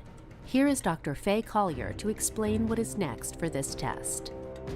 Today we're here at Langley Field unloading the Perseus multi-bay Colts multi-bay box that will be tested in the Colts facility. So we've been working on Perseus for about 10 years now, partnered with the Air Force, partnered with Boeing, R&T, and we started off with small coupon testing to prove out the concept. We built a small box that we tested a couple, 3 years ago to prove that the concept could take pressure and would meet the design constraints. We went from there to assembling this piece of 30-foot structure that we're going to test in the Langley Combined Loads Test System down the street here. So a long effort that has gone into this with NASA and Boeing, culminating in the delivery of this 10,000-pound piece of aircraft structure. We'll stick it into the facility, we'll mount it, it'll be eventually pressurized to various pressure readings. The idea is to twist and turn the part to see if it'll sustain the design loads that would be needed if we were to build a real airplane out of this. This facility will prove to be a valuable tool for researchers. These types of tests will help in investigating damage tolerance and any repair techniques that may be applicable. One of the key test points that will be addressed in this round of testing will see how Perseus handles routine damage that might be expected, such as a technician dropping a hammer. Researchers need to understand how this new material will react if minor damage occurs. To do this, a unique test rig has been designed by hand. Here is Andrew Lovejoy to explain. So some of the things that could impact the plane are rocks or debris that's on the runway when it's taking off or landing. As I said, you could have mechanics that could hit it with a tool, or a vehicle driving by could hit it. And all those types of things can cause damage. And on the exterior, you're more likely to have a higher energy because a vehicle hitting it or something being thrown up by the tire is going to be much higher velocity than, say, a tool drop. So barely visible impact, if you're doing walk-around inspection, it's a damage that you would barely be able to see. So if you're at that level, the aircraft has to be able to sustain the loads that it would normally see, even with that damage in place. So you have to be able to analyze and then test to make sure that you can hold those loads. So what you have to do is an impact test. So we're doing an impact test, and if you were going to impact at the top on something, you would just have a free-falling, you could have a free-falling weight that would come down and hit, and that's fairly straightforward because you have a mass and you have a height, so you can have a straightforward calculation of the energy. If you wanted to hit on the side, we have spring-loaded, but for the multi-bay box, one of the things we're doing is hitting on the keel, which is the bottom, so we have to have an impact that's going upwards. There's very limited space in Colts. You can have an air-driven projectile, you can have a spring-loaded, but those to me are less controllable. So instead came up with the roller coaster impactor. So it's really a controlled drop. It comes down the track and then it'll go up, and when it hits, it's going in a vertical direction.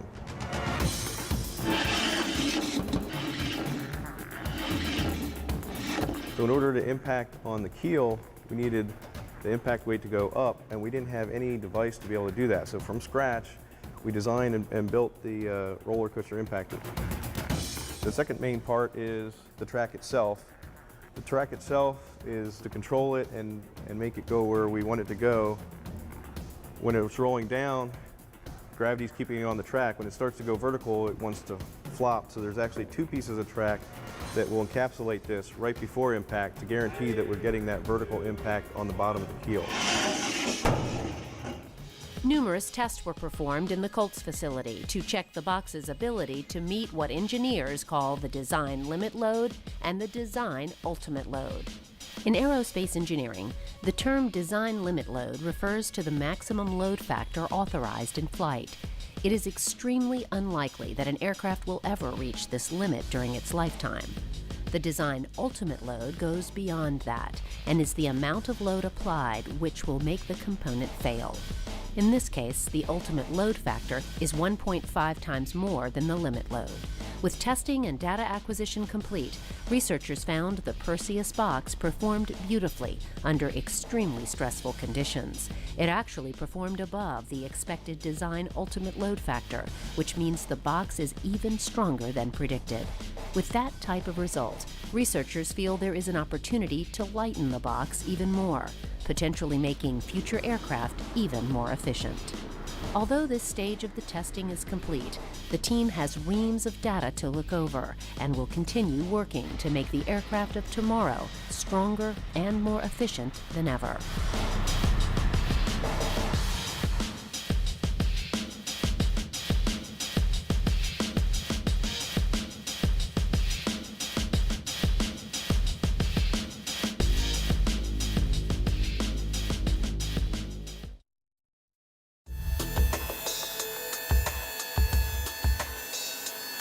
The hinged wing design on aircraft has been around since the early 1900s.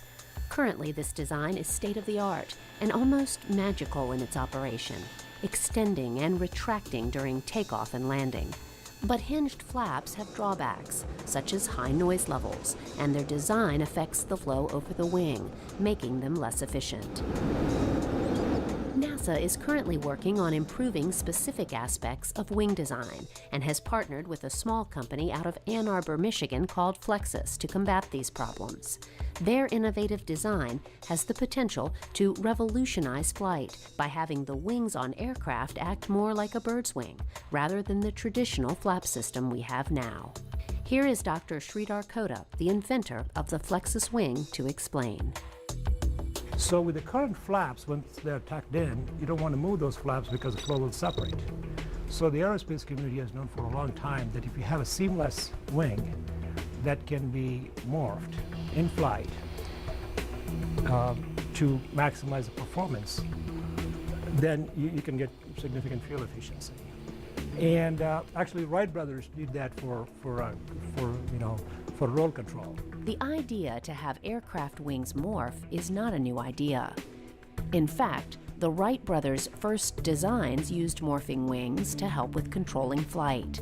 But as aircraft became heavier and began using stronger materials, aircraft designers were forced to stop using the morphing wing technique and use flaps and slats, which have been in use ever since. Designers have long known that reducing the use of flaps and going back to a morphing wing would be more efficient, but until now, no one was quite sure how to make it happen. While looking at this problem in the early 90s, Dr. Kota came up with an idea called compliant design that uses techniques that are borrowed more from nature than from traditional mechanical designs. Everything we engineered, if you look around the objects around you, anything that is strong is also very rigid. And when you want mechanical functionality in the design, you put multiple parts, springs, cams, gears, and make intricate mechanism that works beautifully. Whereas designs in nature are different. They are strong, but they are compliant. They're flexible. So you can see the trees bending in heavy winds, so they bend rather than break. And you can see countless examples in nature where you get pretty intricate mechanical motion without conventional joints. And in fact, 80% of living creatures are invertebrates, and they do pretty well with the locomotion and other mechanical functionality without multiple joints and links. So the question is, how do we capture that, where we want a monolithic structure that can do mechanical motions without joints? So the idea is that how do we get this compliance, the flexibility distributed throughout the structure, and how do you design structures like that? So I'll give you a simple example of what I call the distributed compliance. And you can see this here. So here, this can be a monolithic design, no joints. And when I apply force at these tabs, and you can see it move, so you can get large deformation.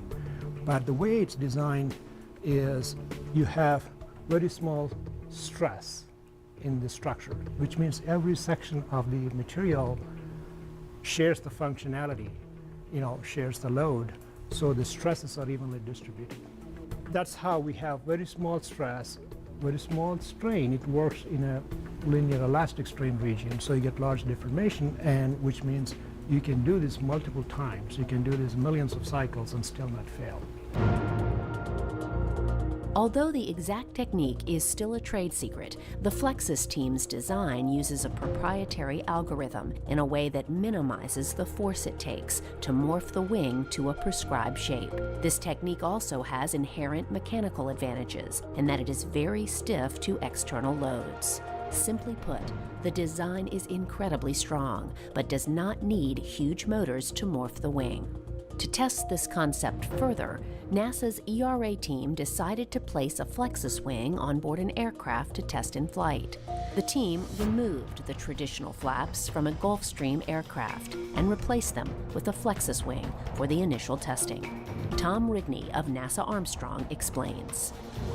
The reason it's important is because one of the largest contributors of noise for an aircraft when it comes down to approach for landing or for takeoff, there's a lot of noise that's generated by the spaces and gaps from existing flaps that are on an aircraft. And so what this does is it reduces that noise by eliminating those gaps. And they have a smooth, continuous surface rather than having gaps. And it can reduce sound within up to 4 to 6 decibels, which is significant. This technology is really helping aviation, the whole aviation industry. It's something similar to what we had with winglets. So winglets came on aircraft and made them much lighter and more efficient, more effective. And this is similar to winglets. We're going to be able to take an airplane and have wings act more like a bird. Instead of having just these boards that come down and all locked in place, we're actually have morphing and shaping wings just like a bird would do. And that makes the aircraft more effective in terms of flying, in terms of efficiency, fuel savings, and it's going to save hundreds of millions of dollars for the public for flying. It's also going to make planes lighter weight, which allow for more luggage and other things to go on board. And it's more of a green type of technology, less carbon in the air for the world to have to deal with later. So this is going to be really helping out the environment as well as saving money. So it's really a great technology. The first tests of this design were very successful and met all of the stringent stretch goals that engineers set out to meet. This design shows tremendous promise, and future testing should continue to further validate the time and effort that the ERA team put into this technology. NASA, in cooperation with industry partners, is truly transforming the concept of how we fly. 2025 is right around the corner, and before you know it, many of the concepts the ERA team has studied will undoubtedly be used to make flying safer for all of us.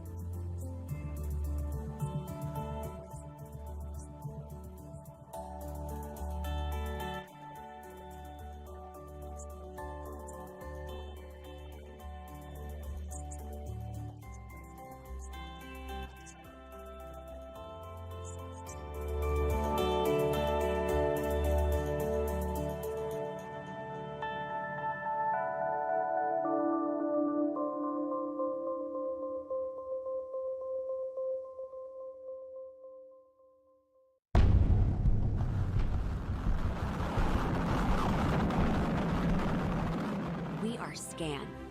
We are advancing today's space communication and navigation services and technologies to meet tomorrow's challenges.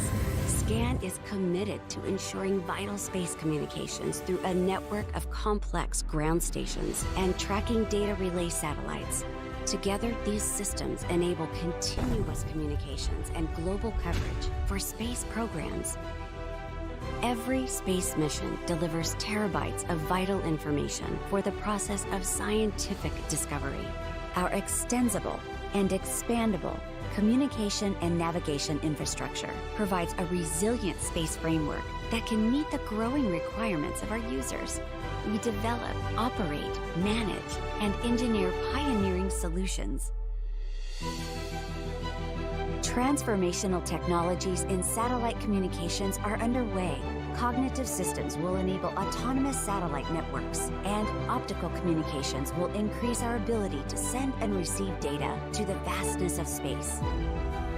We are developing these and other technologies to advance explorations of Earth, the lunar region, and beyond. Spectrum, the medium that enables communications and navigation.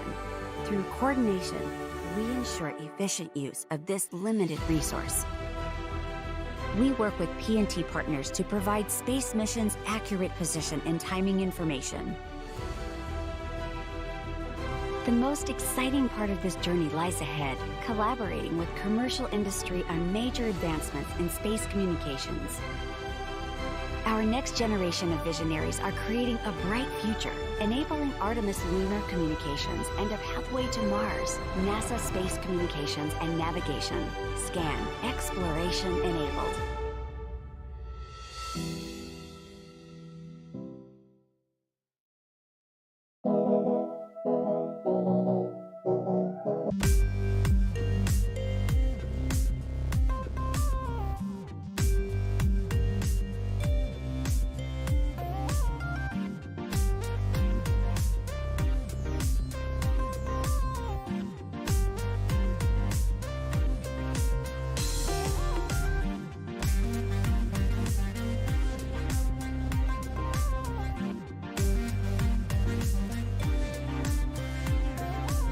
Greetings, friends, fellow enthusiasts of astrobiology and explorers of all ages, and welcome to Ask an Astrobiologist, the show that celebrates the science and celebrates the scientists involved in our quest to understand the nature of life.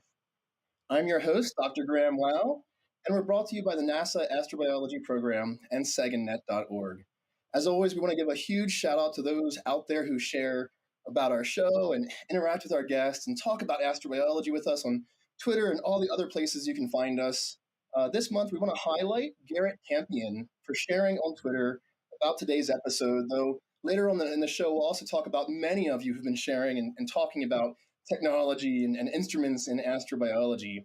And that's exactly what today's episode is going to focus on. We have two researchers from NASA joining us who've both been involved in the technology and the science of astrobiology and how we look for life out there. Just this past week, the NASA Astrobiology Program and the NFOLD, or Network for Life Detection, RCN, together put on a workshop called The Future of the Search for Life, or FOSSIL, bringing together researchers and technologists involved in the synergies and the intersections of how we develop instruments and technology for conducting life detection science. And both of today's guests were involved in the committee organizing this exact meeting. So without further ado, I'd like to bring both of them on. I'll introduce both first, and then we can say hello. Dr. Stephanie Getty is the acting director of the Solar System Exploration Division and a planetary research scientist at NASA's Goddard Space Flight Center. Her research interests are in the area of in situ planetary exploration, particularly in the pursuit of understanding the origin and evolution of past and present habitable environments in our solar system. She is currently the deputy principal investigator as well of the Da Vinci mission to Venus. And then we also have joining us Dr. Richard Quinn. He's a research scientist at NASA's Ames Research Center. He's been involved in a variety of projects involving instrument and technology development for Earth and space exploration, including research in the Atacama Desert, on instrumentation for Mars exploration, and in technologies for exploring the icy worlds of our solar system. He's also a member of the steering committee for the RCN called the Network for Ocean Worlds, or NOW. So Drs. Getty and Quinn, thank you both for joining us for Ask an Astrobiologist. You're welcome. Glad to be here. Glad to be here, Graham. Thanks for the invitation. Yeah, this is super exciting to have you both on. I wanted to talk to both of you on the show for some time now, but our main impetus was to talk primarily to start off with this workshop that we've convened at NASA Astrobiology and Unfold. And so I'm wondering, I'll start with Stephanie, if you don't mind, what were the motivations for the fossil workshop, and what was really the need to have this workshop?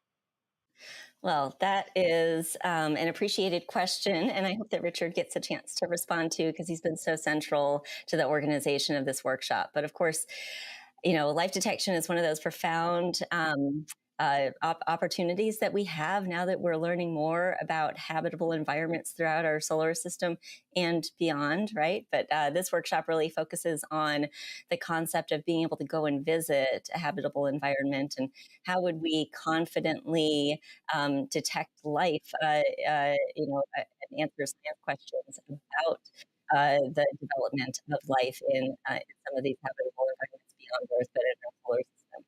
So we don't yet fully know how to do that in a comprehensive way and for all environments. And so we're holding this workshop to really engage the communities that are going to be central to answering this question, from the science community, really broadly engaging not only seasoned planetary scientists, but also new minds in the pursuit of this question. But we also need technologists, and we need engineers to realize those goals. So this workshop is really, has the objective of bringing together those communities and taking a systematic, a combination of systematic and kind of creative approaches to coming up with new ideas, and then following those ideas through to thinking through, what would really face those measurements and the technologies that would be required to become a reality. Fantastic. Yeah, I'm glad you mentioned these different communities that are coming together for this workshop as well. A lot of us think about things like, engineers tell scientists we can only land in certain places on Mars, but then scientists want to do certain science, and so we have to ask the engineers, what can we do? And so, Richard, for you, what do we actually need to do to integrate more of this knowledge from science and engineering? And will this workshop get us there, or what is kind of the long-term product then from this meeting? Well, I think that this workshop is a start, and there are other people working to bring these communities together. And early on, when people were being invited and started participating, they immediately recognized that there's a real need to get engineers into the conversation early. I think a lot of times, the scientists, they have their ideas, their hypothesis, and they pursue it down a path.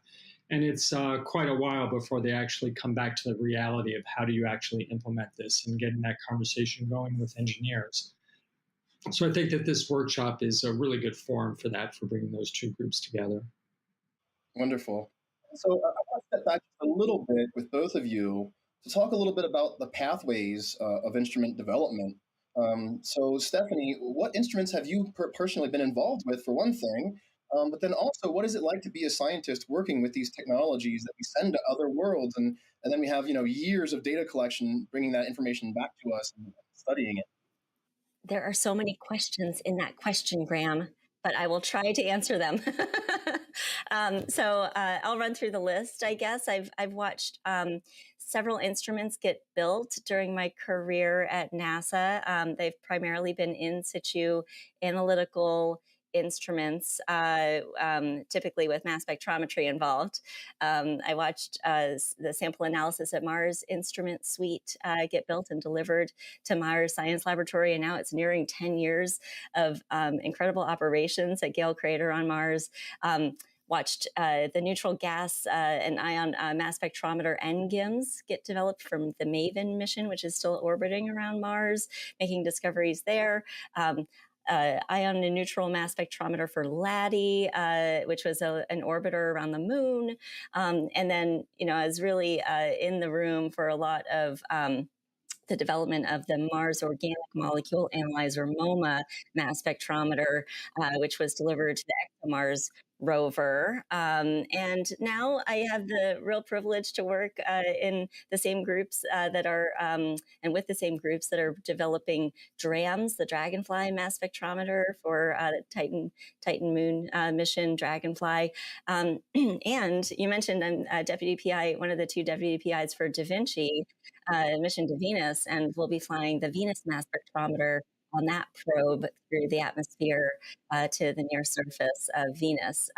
So that's my most direct connection to in situ instrumentation for space flight. And then you kind of asked, what does it take to, to really develop these things?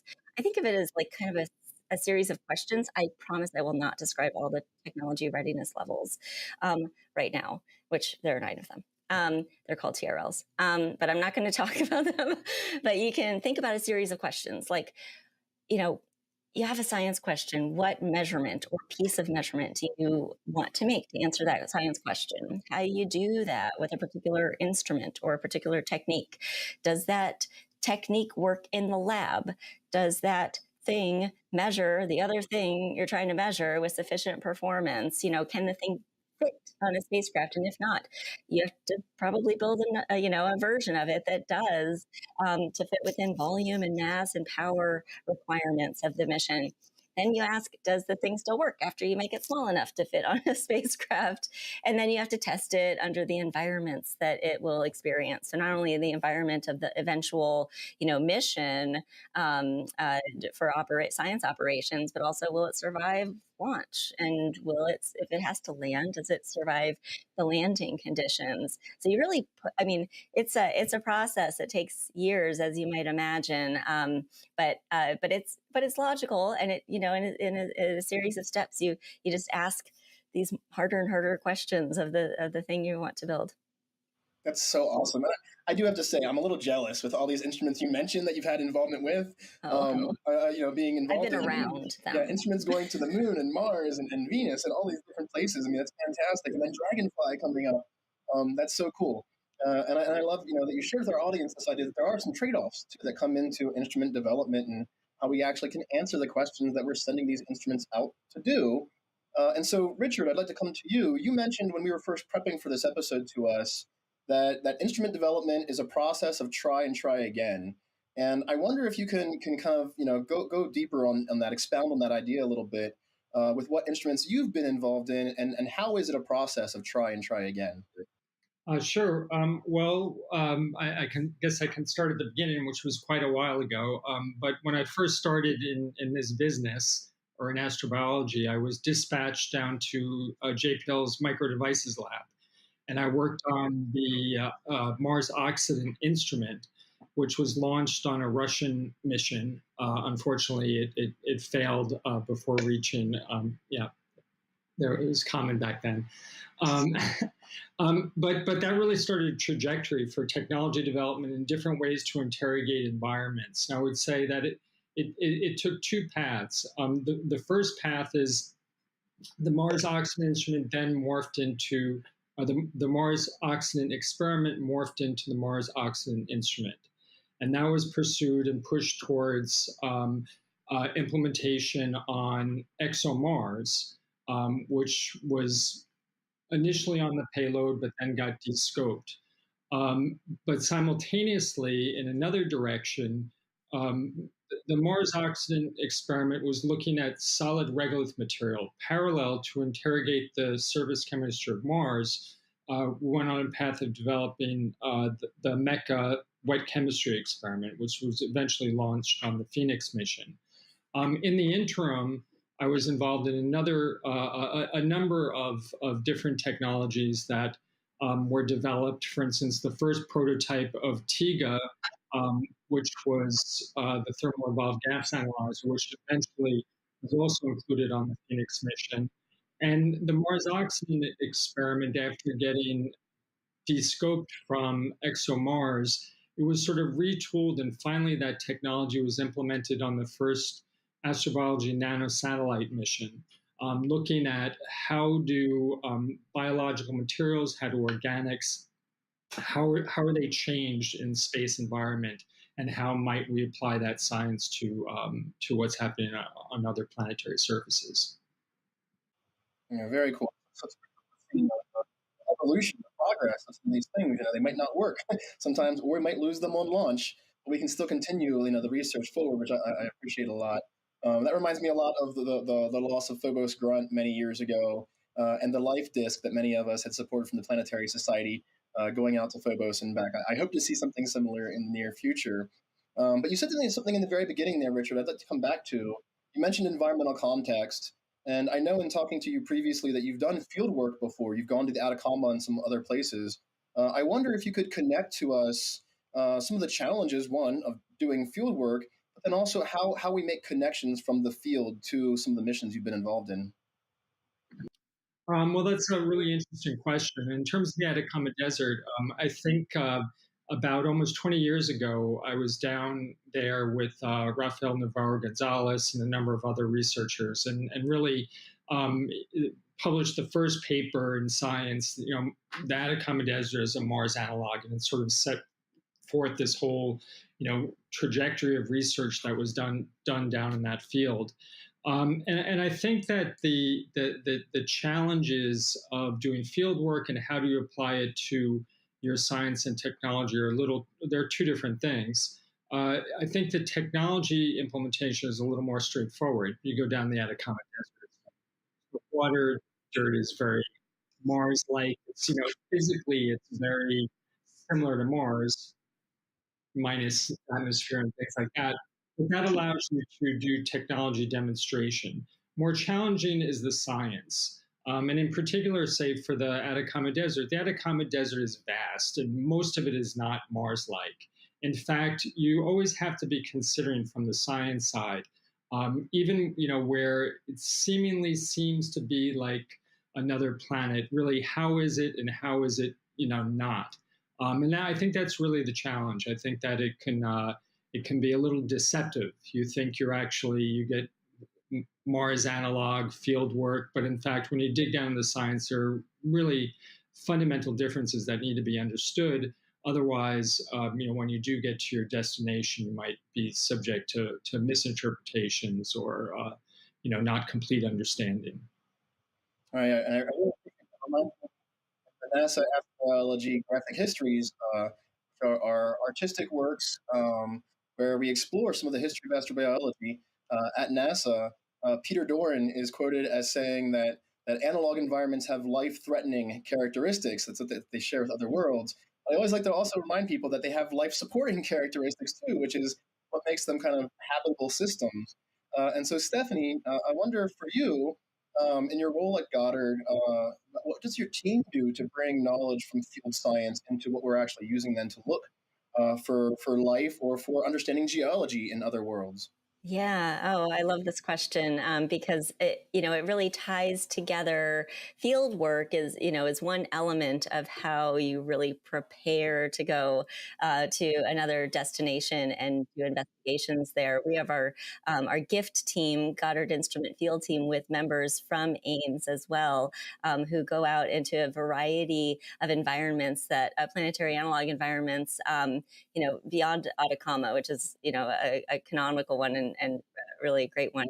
But also, other areas to look at lunar analog environments, other Mars analog environments, and even, some aspects. It's really hard to emulate an ocean world perfectly on Earth, but there are some regions of Earth that are really hostile and really energy starved, and are good analog environments as well, and kind of represent the interface between maybe ice, water, energy sources, substrates in terms of rocks and mineralogy, and understanding that environment as a system really makes field work critical in putting together the pieces and practicing what that data interpretation would be like with even less information and less of an ability to go and service your instrument, which you have a little bit of ability when you're in the field, right? So,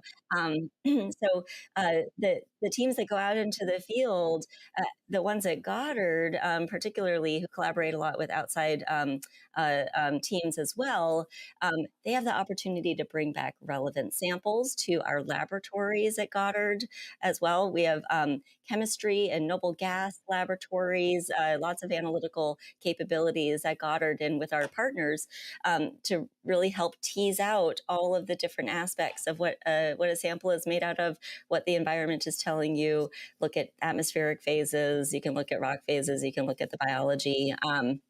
And so that's one benefit of field work, is the sample collection aspect. You also have your testing in remote environments that you're able to do to really put your instrument, through some tough challenges on the way to maturing it to be ready for spaceflight.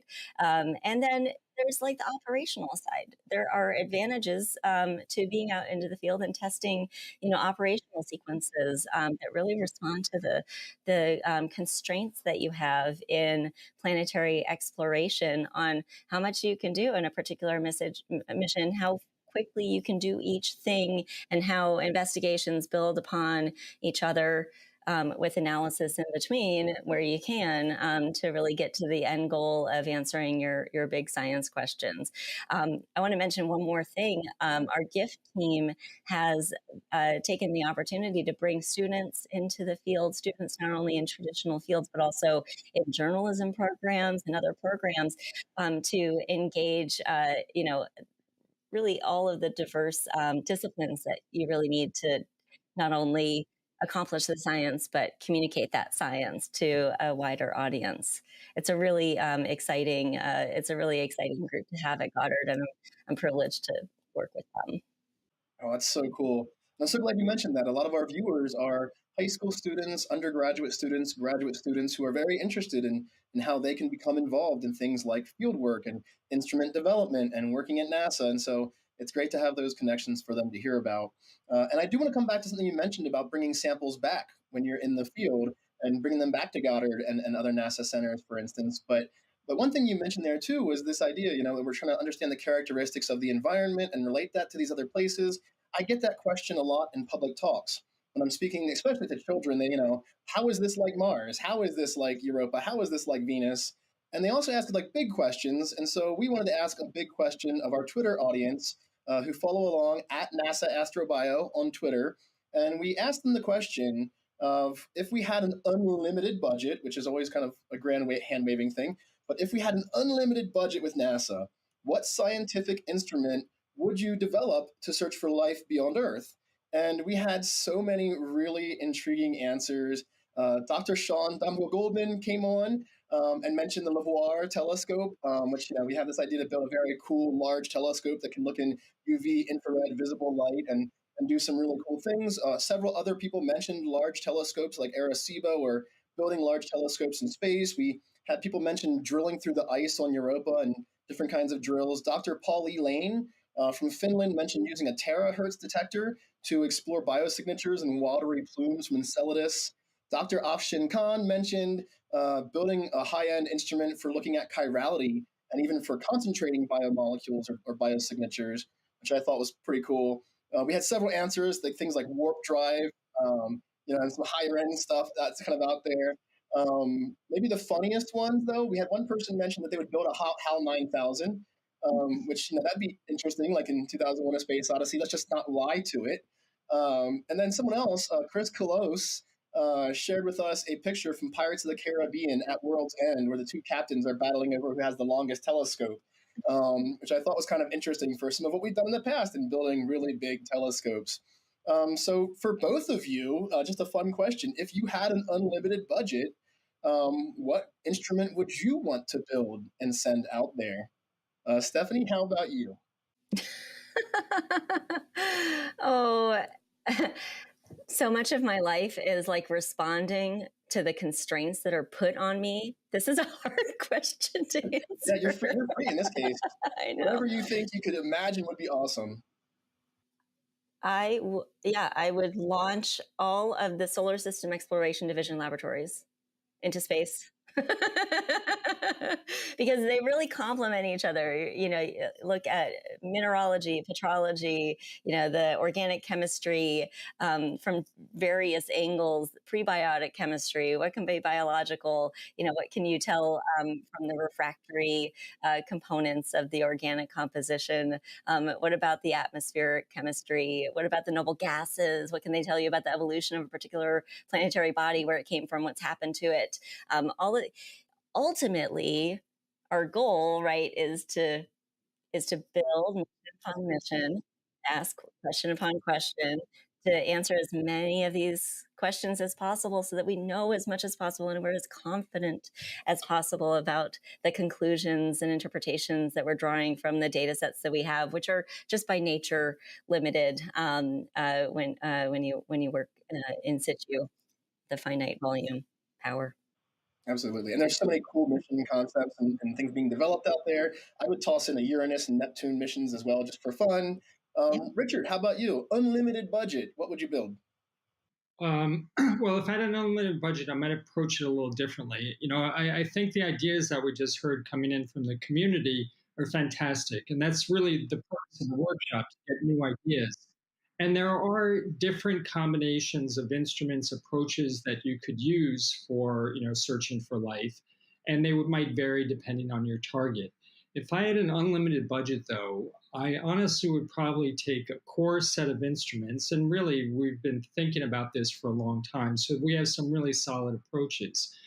And rather than spend a lot of money on developing an instrument, I would spend that money to make many, many, many copies of that same instrument and send it to many, many, many places. So I think that the need in terms of budget is actually more missions rather than necessarily bigger budget for instruments. The more we can look, the frequency that we can look increases the probability of success. So that's how I would spend the money. Instead of a mission every couple of years, I would have a mission every month. Oh, interesting. I love that. Yeah. Again, we're unlimited budget, right? So we can just, we can do a mission every month. And that's fantastic. I love it. So I do have a few more minutes in my own questioning here with you. I want to remind our audience watching on YouTube that you can ask questions in the chat right now, and they will come through to my teleprompter for me to ask of Drs. Getty and Quinn. I see some questions coming in already, so please keep those coming. I want to come back now. Stephanie, you mentioned this idea of bringing samples back from the field to maybe our higher precision, higher end instrumentation that we have in the laboratory at NASA centers and at other institutions. But when it comes to returning samples from space, that's a much different process. It's far more expensive. There's infrastructure that has to be built around getting missions out there to collect samples and bring them back. And in the case of Mars, for instance, there's a large infrastructure that we still have to develop to get samples back from Perseverance right now. I'm wondering if you could talk a bit about the trade-offs of developing these infrastructures for sample return compared to developing better infrastructure for instrumentation in space.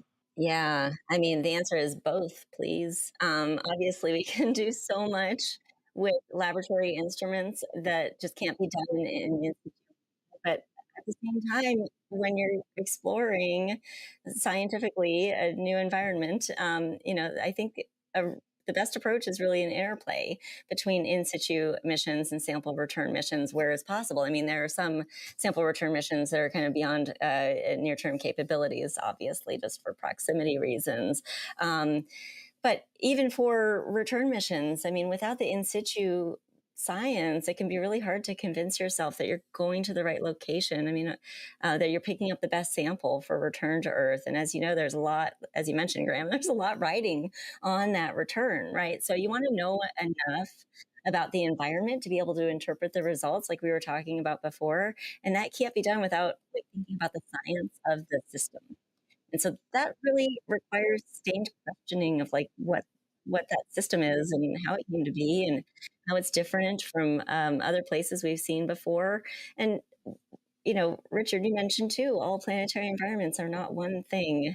Think about Mars and how varied the surface geology is. And we haven't even started to explore the subsurface, right? And we think about an ocean world like Enceladus. There are several environmental targets there. The plume at the southern pole, the icy surface that expresses signatures of the ocean, potentially directly visiting the ocean, in the future. So no single mission can visit all of those environments in situ, but we have to be we have to be satisfied. Not really, but our curiosity has to be somewhat happy with building upon those questions that get answered, in a sequential way, with missions building upon previous missions, and then, getting inspired by the next set of questions. So I think that there's definitely a good role and importance to both in situ and sample return missions.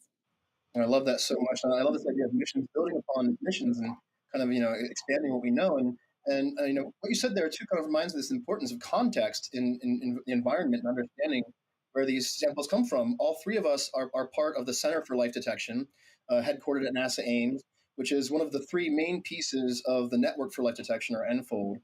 And with the Center for Life Detection right now, we're building something called the Life Detection Knowledge Base, which will allow scientists in the community to come together and to explore not just the biogenicity of certain features, but also their context, which is really important. And Richard, for you, you're not only a part of the Center for Life Detection, but also on the steering committee for NOW. I wonder if you could talk a bit about the challenges of taking instruments to icy worlds and using them in those places, and the context of those environments, which are very different from the environments we have here on Earth. Sure, absolutely. But if someone, I would like to just add a little bit to the question that you posed to Stephanie, because as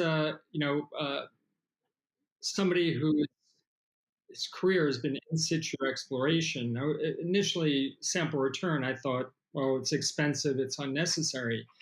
But my thought has shifted over years, because I think what we've learned from Mars exploration is that an expression of the presence of life is going to be subtle. And so that makes it important to bring samples back, because as much as we learn with in situ instruments, and even if we, when we hit on a signal and we think, okay, we've done it, we found it, still it has to be confirmed. And I think that confirmation really does need to be done in the laboratory. So I am, like Stephanie said, I think both are hand in hand.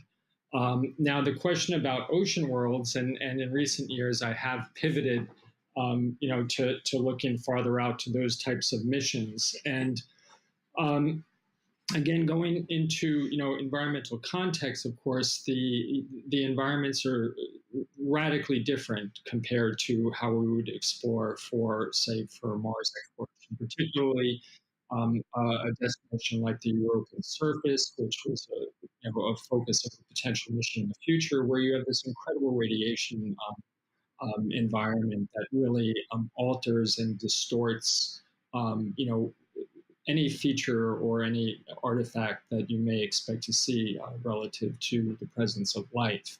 And going back, I think we see on Mars the tremendous challenges that the radiation environment imposes on the search for life, or even just doing the science there, from the whole elevated oxidation chemistry, the perchlorate, the search for organic signatures that have been altered, both in the environment and also in the sample processing during exploration. Those challenges are just compounded when we move out to ocean worlds, particularly moving out to a place like Europa. Very cool.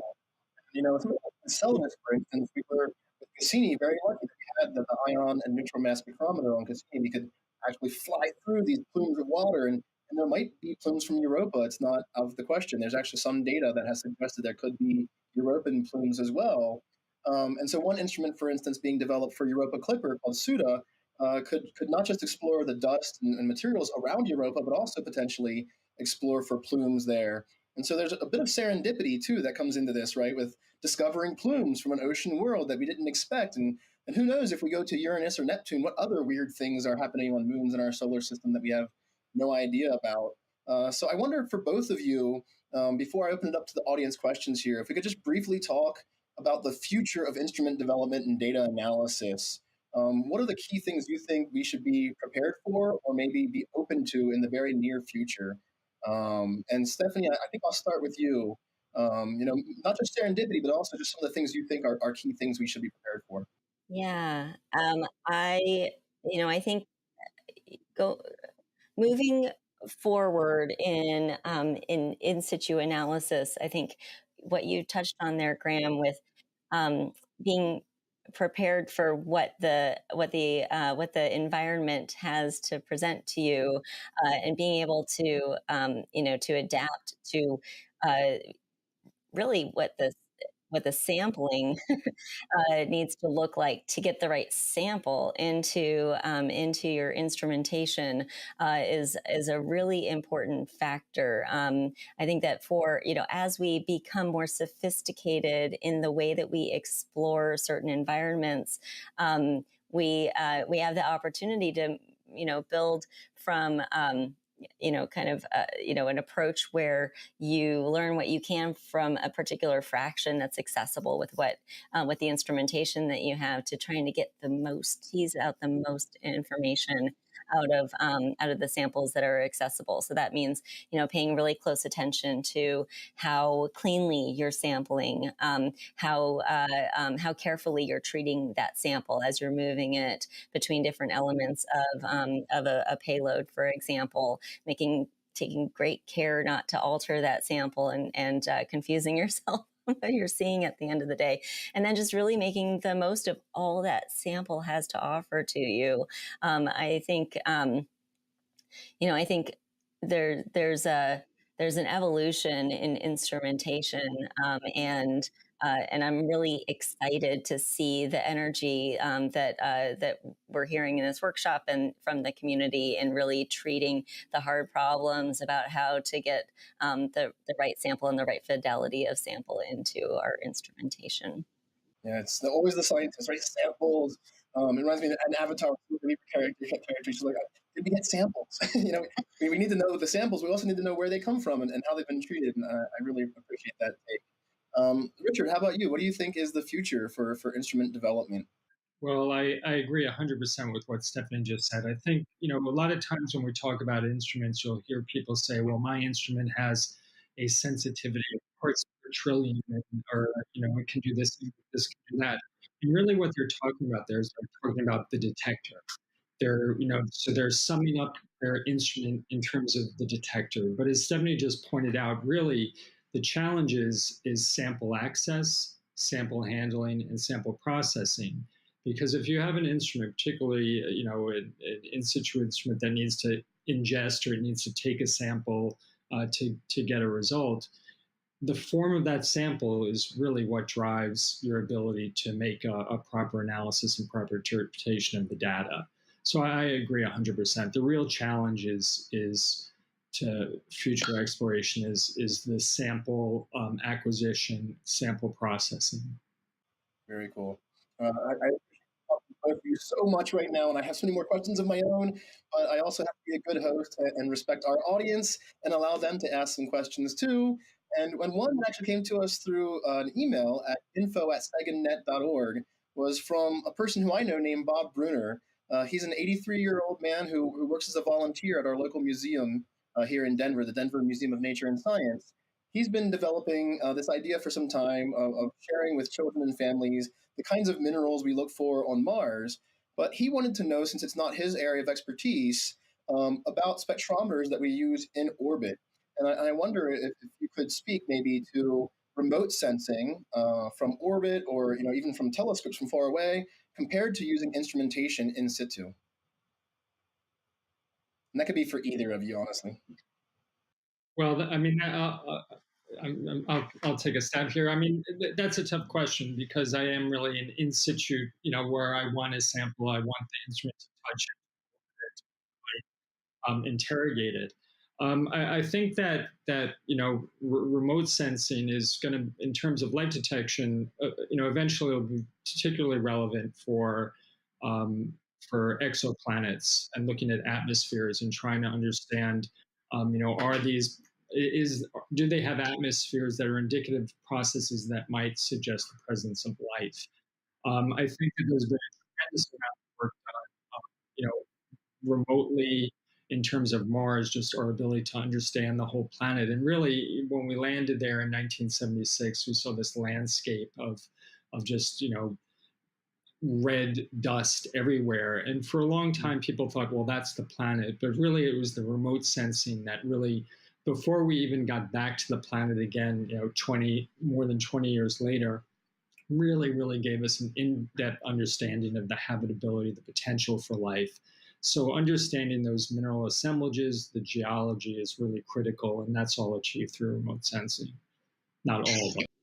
And I'll just add to that, Richard, what you're referring to also, just the connection, I think, between what you can learn remote sensing on a planetary global scale, particularly if you have an orbiter, which is like the dream of many geologists, is to have global mapping of an entire planet at sufficient resolution so that you can decipher some of the signatures on the surface and trace it back to geological processes that we might already know. And then that gives you such amazing context for in situ exploration, because oftentimes you're picking one place or one region of the surface of a planet, and there is surface mobility, but often when you want to understand how this particular region or landing site relates to the planetary processes at large, you need that global understanding. So there's absolutely importance in remote sensing, not only for global mapping, but just global more larger context. You don't throw away any of your wavelengths, right, that are coming off the surface at you. So you can tell different things about the surface, whether it's, mineralogy or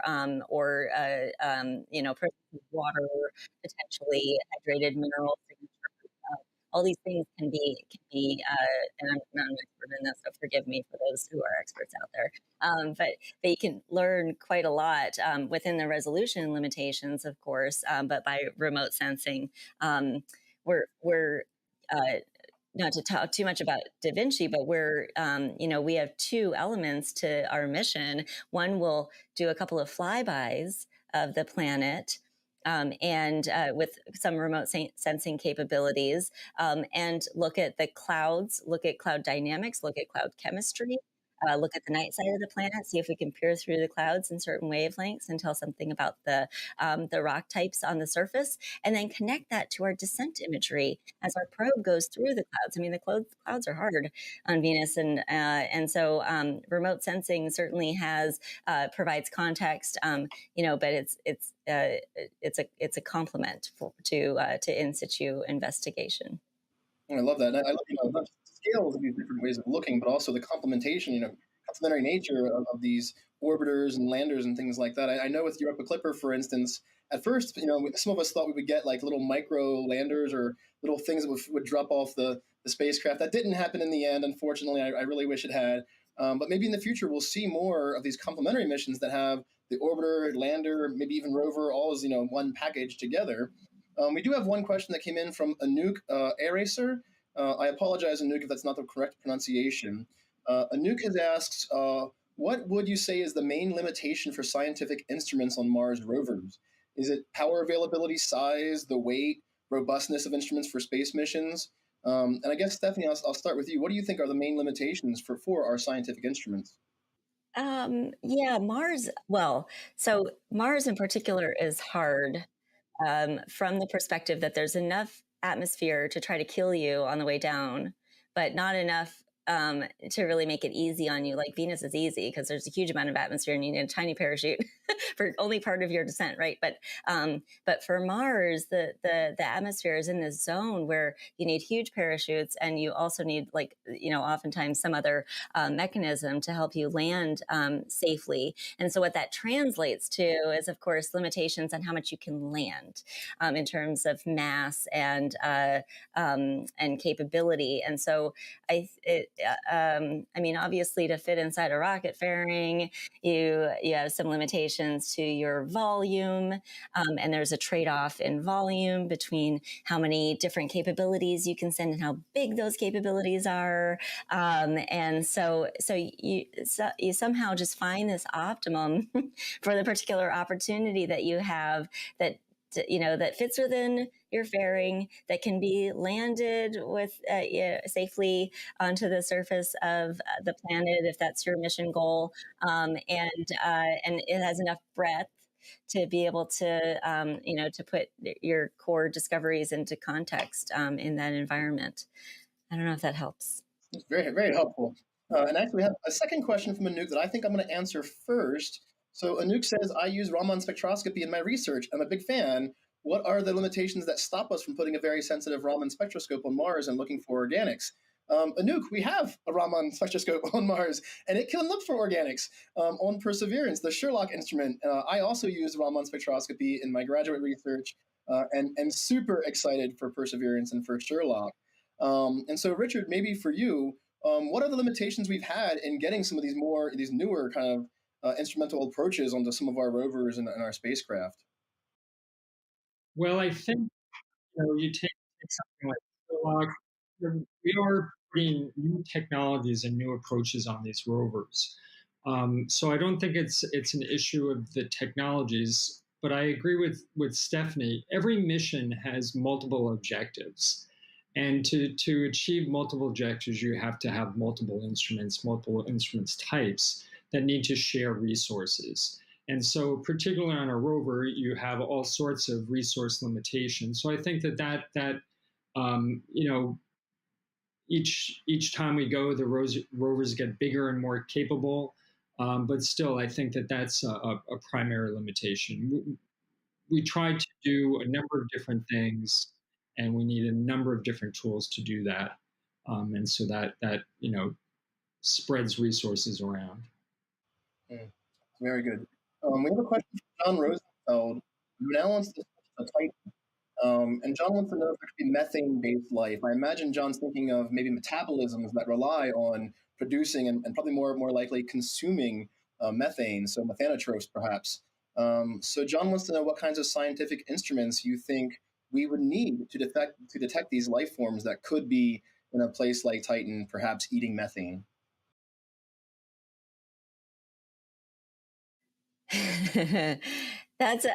Well, we're not going to solve this here, but but I think it's a valid question. I mean, I think that we're, and I'm going to hand it over to Richard in a second. There are two things I want to say. First thing is that we're still in at the level of understanding at Titan that we're still asking basic questions about what the resources are for any life form there. We know that it's cold there. We know that there's liquid there. That's great.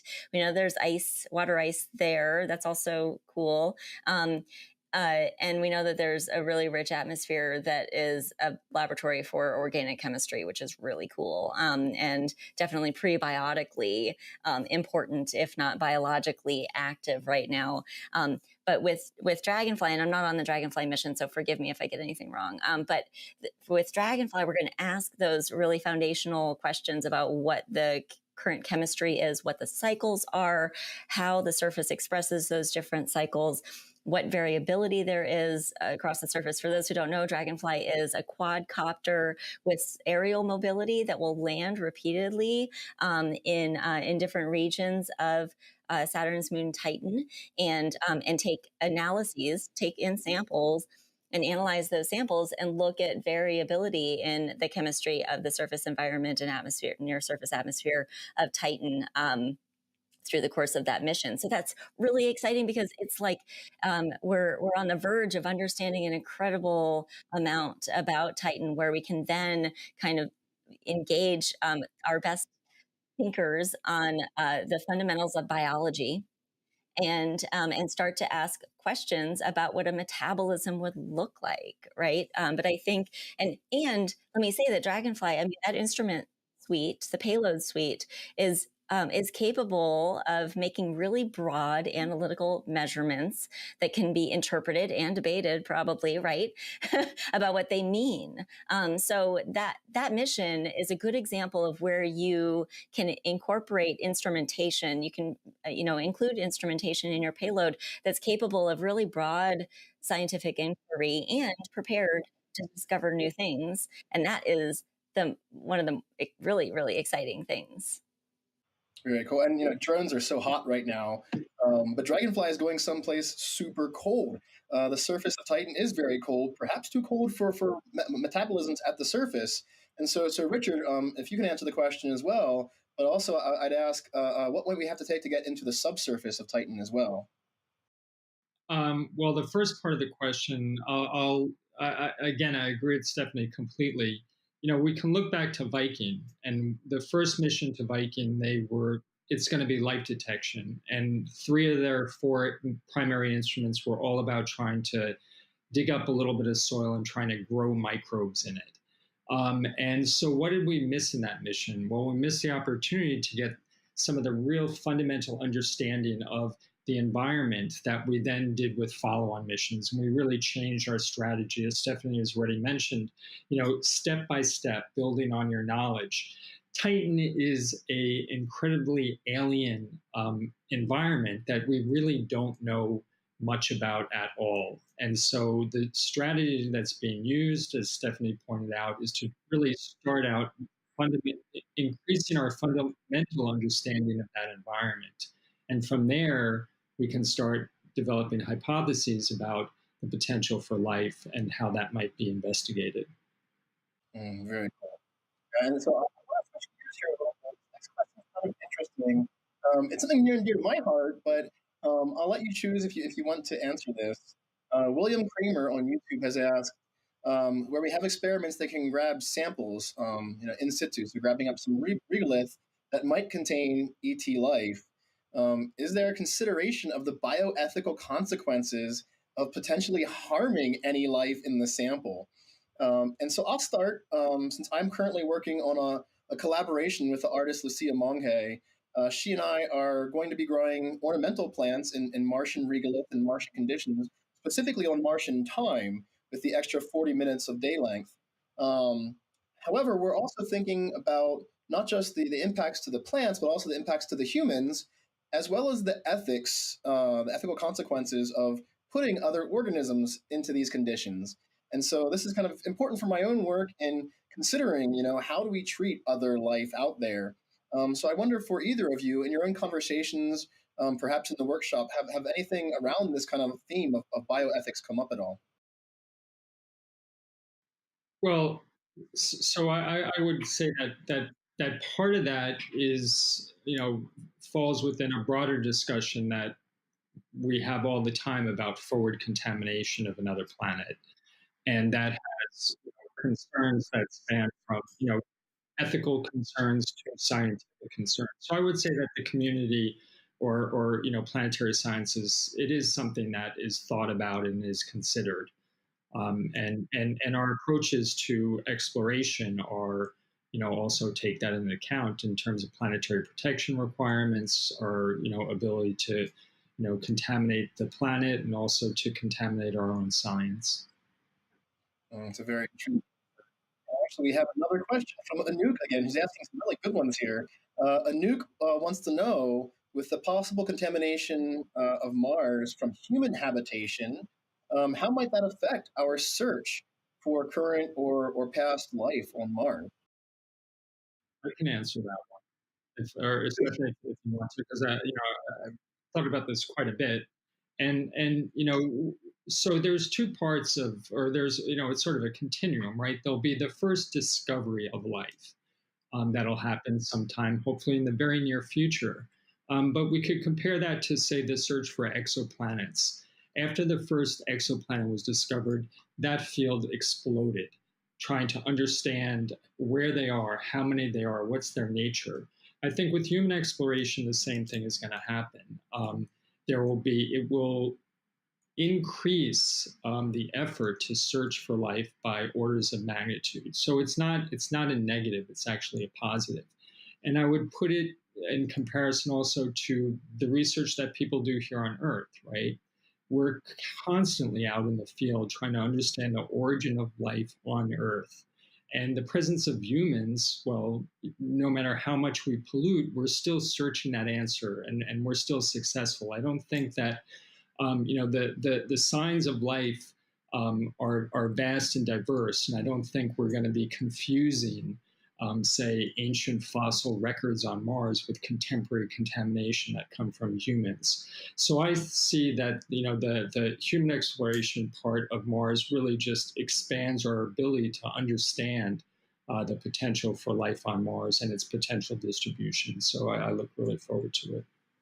And I'll just add, if we have a program, a couple of things. Richard's really excellent answer. But we're tackling similar questions already, in terms of how do we distinguish between what we've brought and what's indigenous to the sample or to the environment. And so so far we've tackled that most explicitly for chemical signatures, right? So we typically missions exercise very rigorous contamination control plans to document what you're sending and to understand how those signatures might be expressed by in situ analyses once you get to a place. The other analogy is looking at analyzing meteorites for prebiotic compounds like nucleobases, amino acids, carboxylic acids. I mean, not routinely. It takes a lot of effort, but we've come up with a protocol for establishing which of those amino acids are most likely to have originated beyond Earth in prebiotic chemical pathways on these primitive bodies, and which are contamination from Earth, and that comes from just the prevalence of those amino acids in life on Earth versus what are very convincingly outside of the typical regime of life that you would see terrestrially. So I think that we have a lot of great thinking to build upon to try to tackle some of these challenges. I mean, I think preparation is good, and folding in some of these concerns into plans, not only for robotic, but for future human missions, is important. And I know that thinking is going on. But also, we have good strategies for being able to differentiate between the origin of signals. That's fantastic. So many important things there. And I'm going to switch the gears a little bit more here again. So we switched to philosophy and bioethics. Our next question is more in the realm of space law, and comes from Adam Robinson on YouTube. And so we'll see how much you wish to answer this question. Adam kind of wants to know, should we create laws or policy to control where private companies, and I would actually add any government agency as well, from going to certain areas, perhaps on Mars or another world, that we've deemed potentially habitable, or that could be a good place to find signs of past or present life. This kind of reminds me of the concept of planetary parks, for instance. Should we have preserved areas of some of these worlds where, for instance, we don't send a rover because it might just be that nice and pristine and we don't want to ruin anything? Stephanie, what do you think about that? Well, I'm a big fan of national parks on Earth, so yes.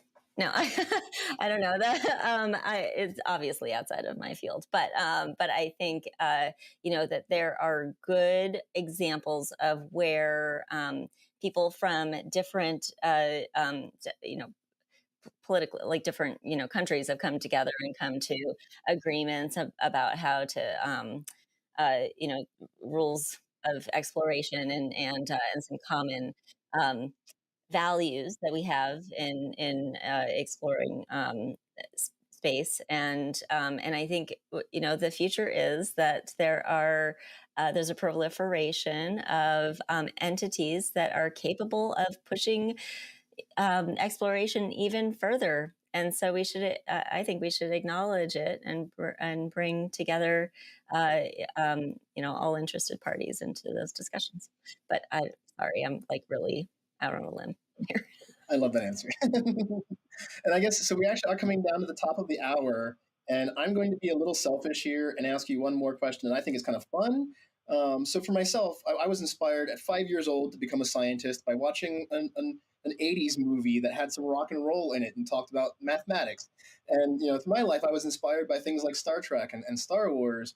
I wonder for both of you, is there anything in like science fiction or literature, film, comic books or novels, things that, that others have created, maybe even art, that has inspired you to pursue these careers that you've both taken on in your lives? And Richard, I'd like to start with you. Is there anything that's really inspired you to pursue this life? Well, I started my career in science education, working at the National Science Foundation, and I never actually thought I'd become a planetary science or an astrobiologist. And I can also say that I'm not a big fan of science fiction. But what I do love is the process of discovery. And if I were going to read a book, it actually might be, it would be a biography, or it might be something about history, because the difference between science fiction and us is we're real. And what we're doing is very, very real. And pursuing that and really understanding the real challenges, I think, is really what makes this job great. Oh, that's fantastic. How about you? What's inspired you in your career? I'll be really quick. So Cosmos, the original Cosmos series, Carl Sagan was on all the time when I was a kid, so obviously that played a huge role. I also remember being like a tween-ish and really pushing myself. I picked up A Brief History of Time by Stephen Hawking from the bookstore, and I really pushed myself to read it, even though I wasn't convinced I could, right? But that was a huge source of inspiration, not only to like inspire my love of the universe, exploring the universe, but also to build my own confidence that these are concepts that are not beyond me, and I could pursue hard science in my studies. Oh, that's wonderful. I'm so happy you both joined us for this show today. I'm so glad you were both inspired to pursue these careers and become astrobiologists and planetary scientists, and help us to continue exploring and being curious. The Future of the Search for Life workshop is continuing in 2 more weeks from now. There's still more to tackle and more work for these communities you're bringing together. For our audience watching right now at home, even if you can't take part in the workshop, if you're interested in telling us, what do you think are the main challenges in bringing together the technology and the science of life detection? Feel free to reach out on Twitter at NASA Astrobio or at Sagan.org, or you can find me at Cosmobiologist, or you can email us at info@sagannet.org. So Dr. Stephanie Getty, Dr. Richard Quinn, thank you so much for joining us for Ask an Astrobiologist.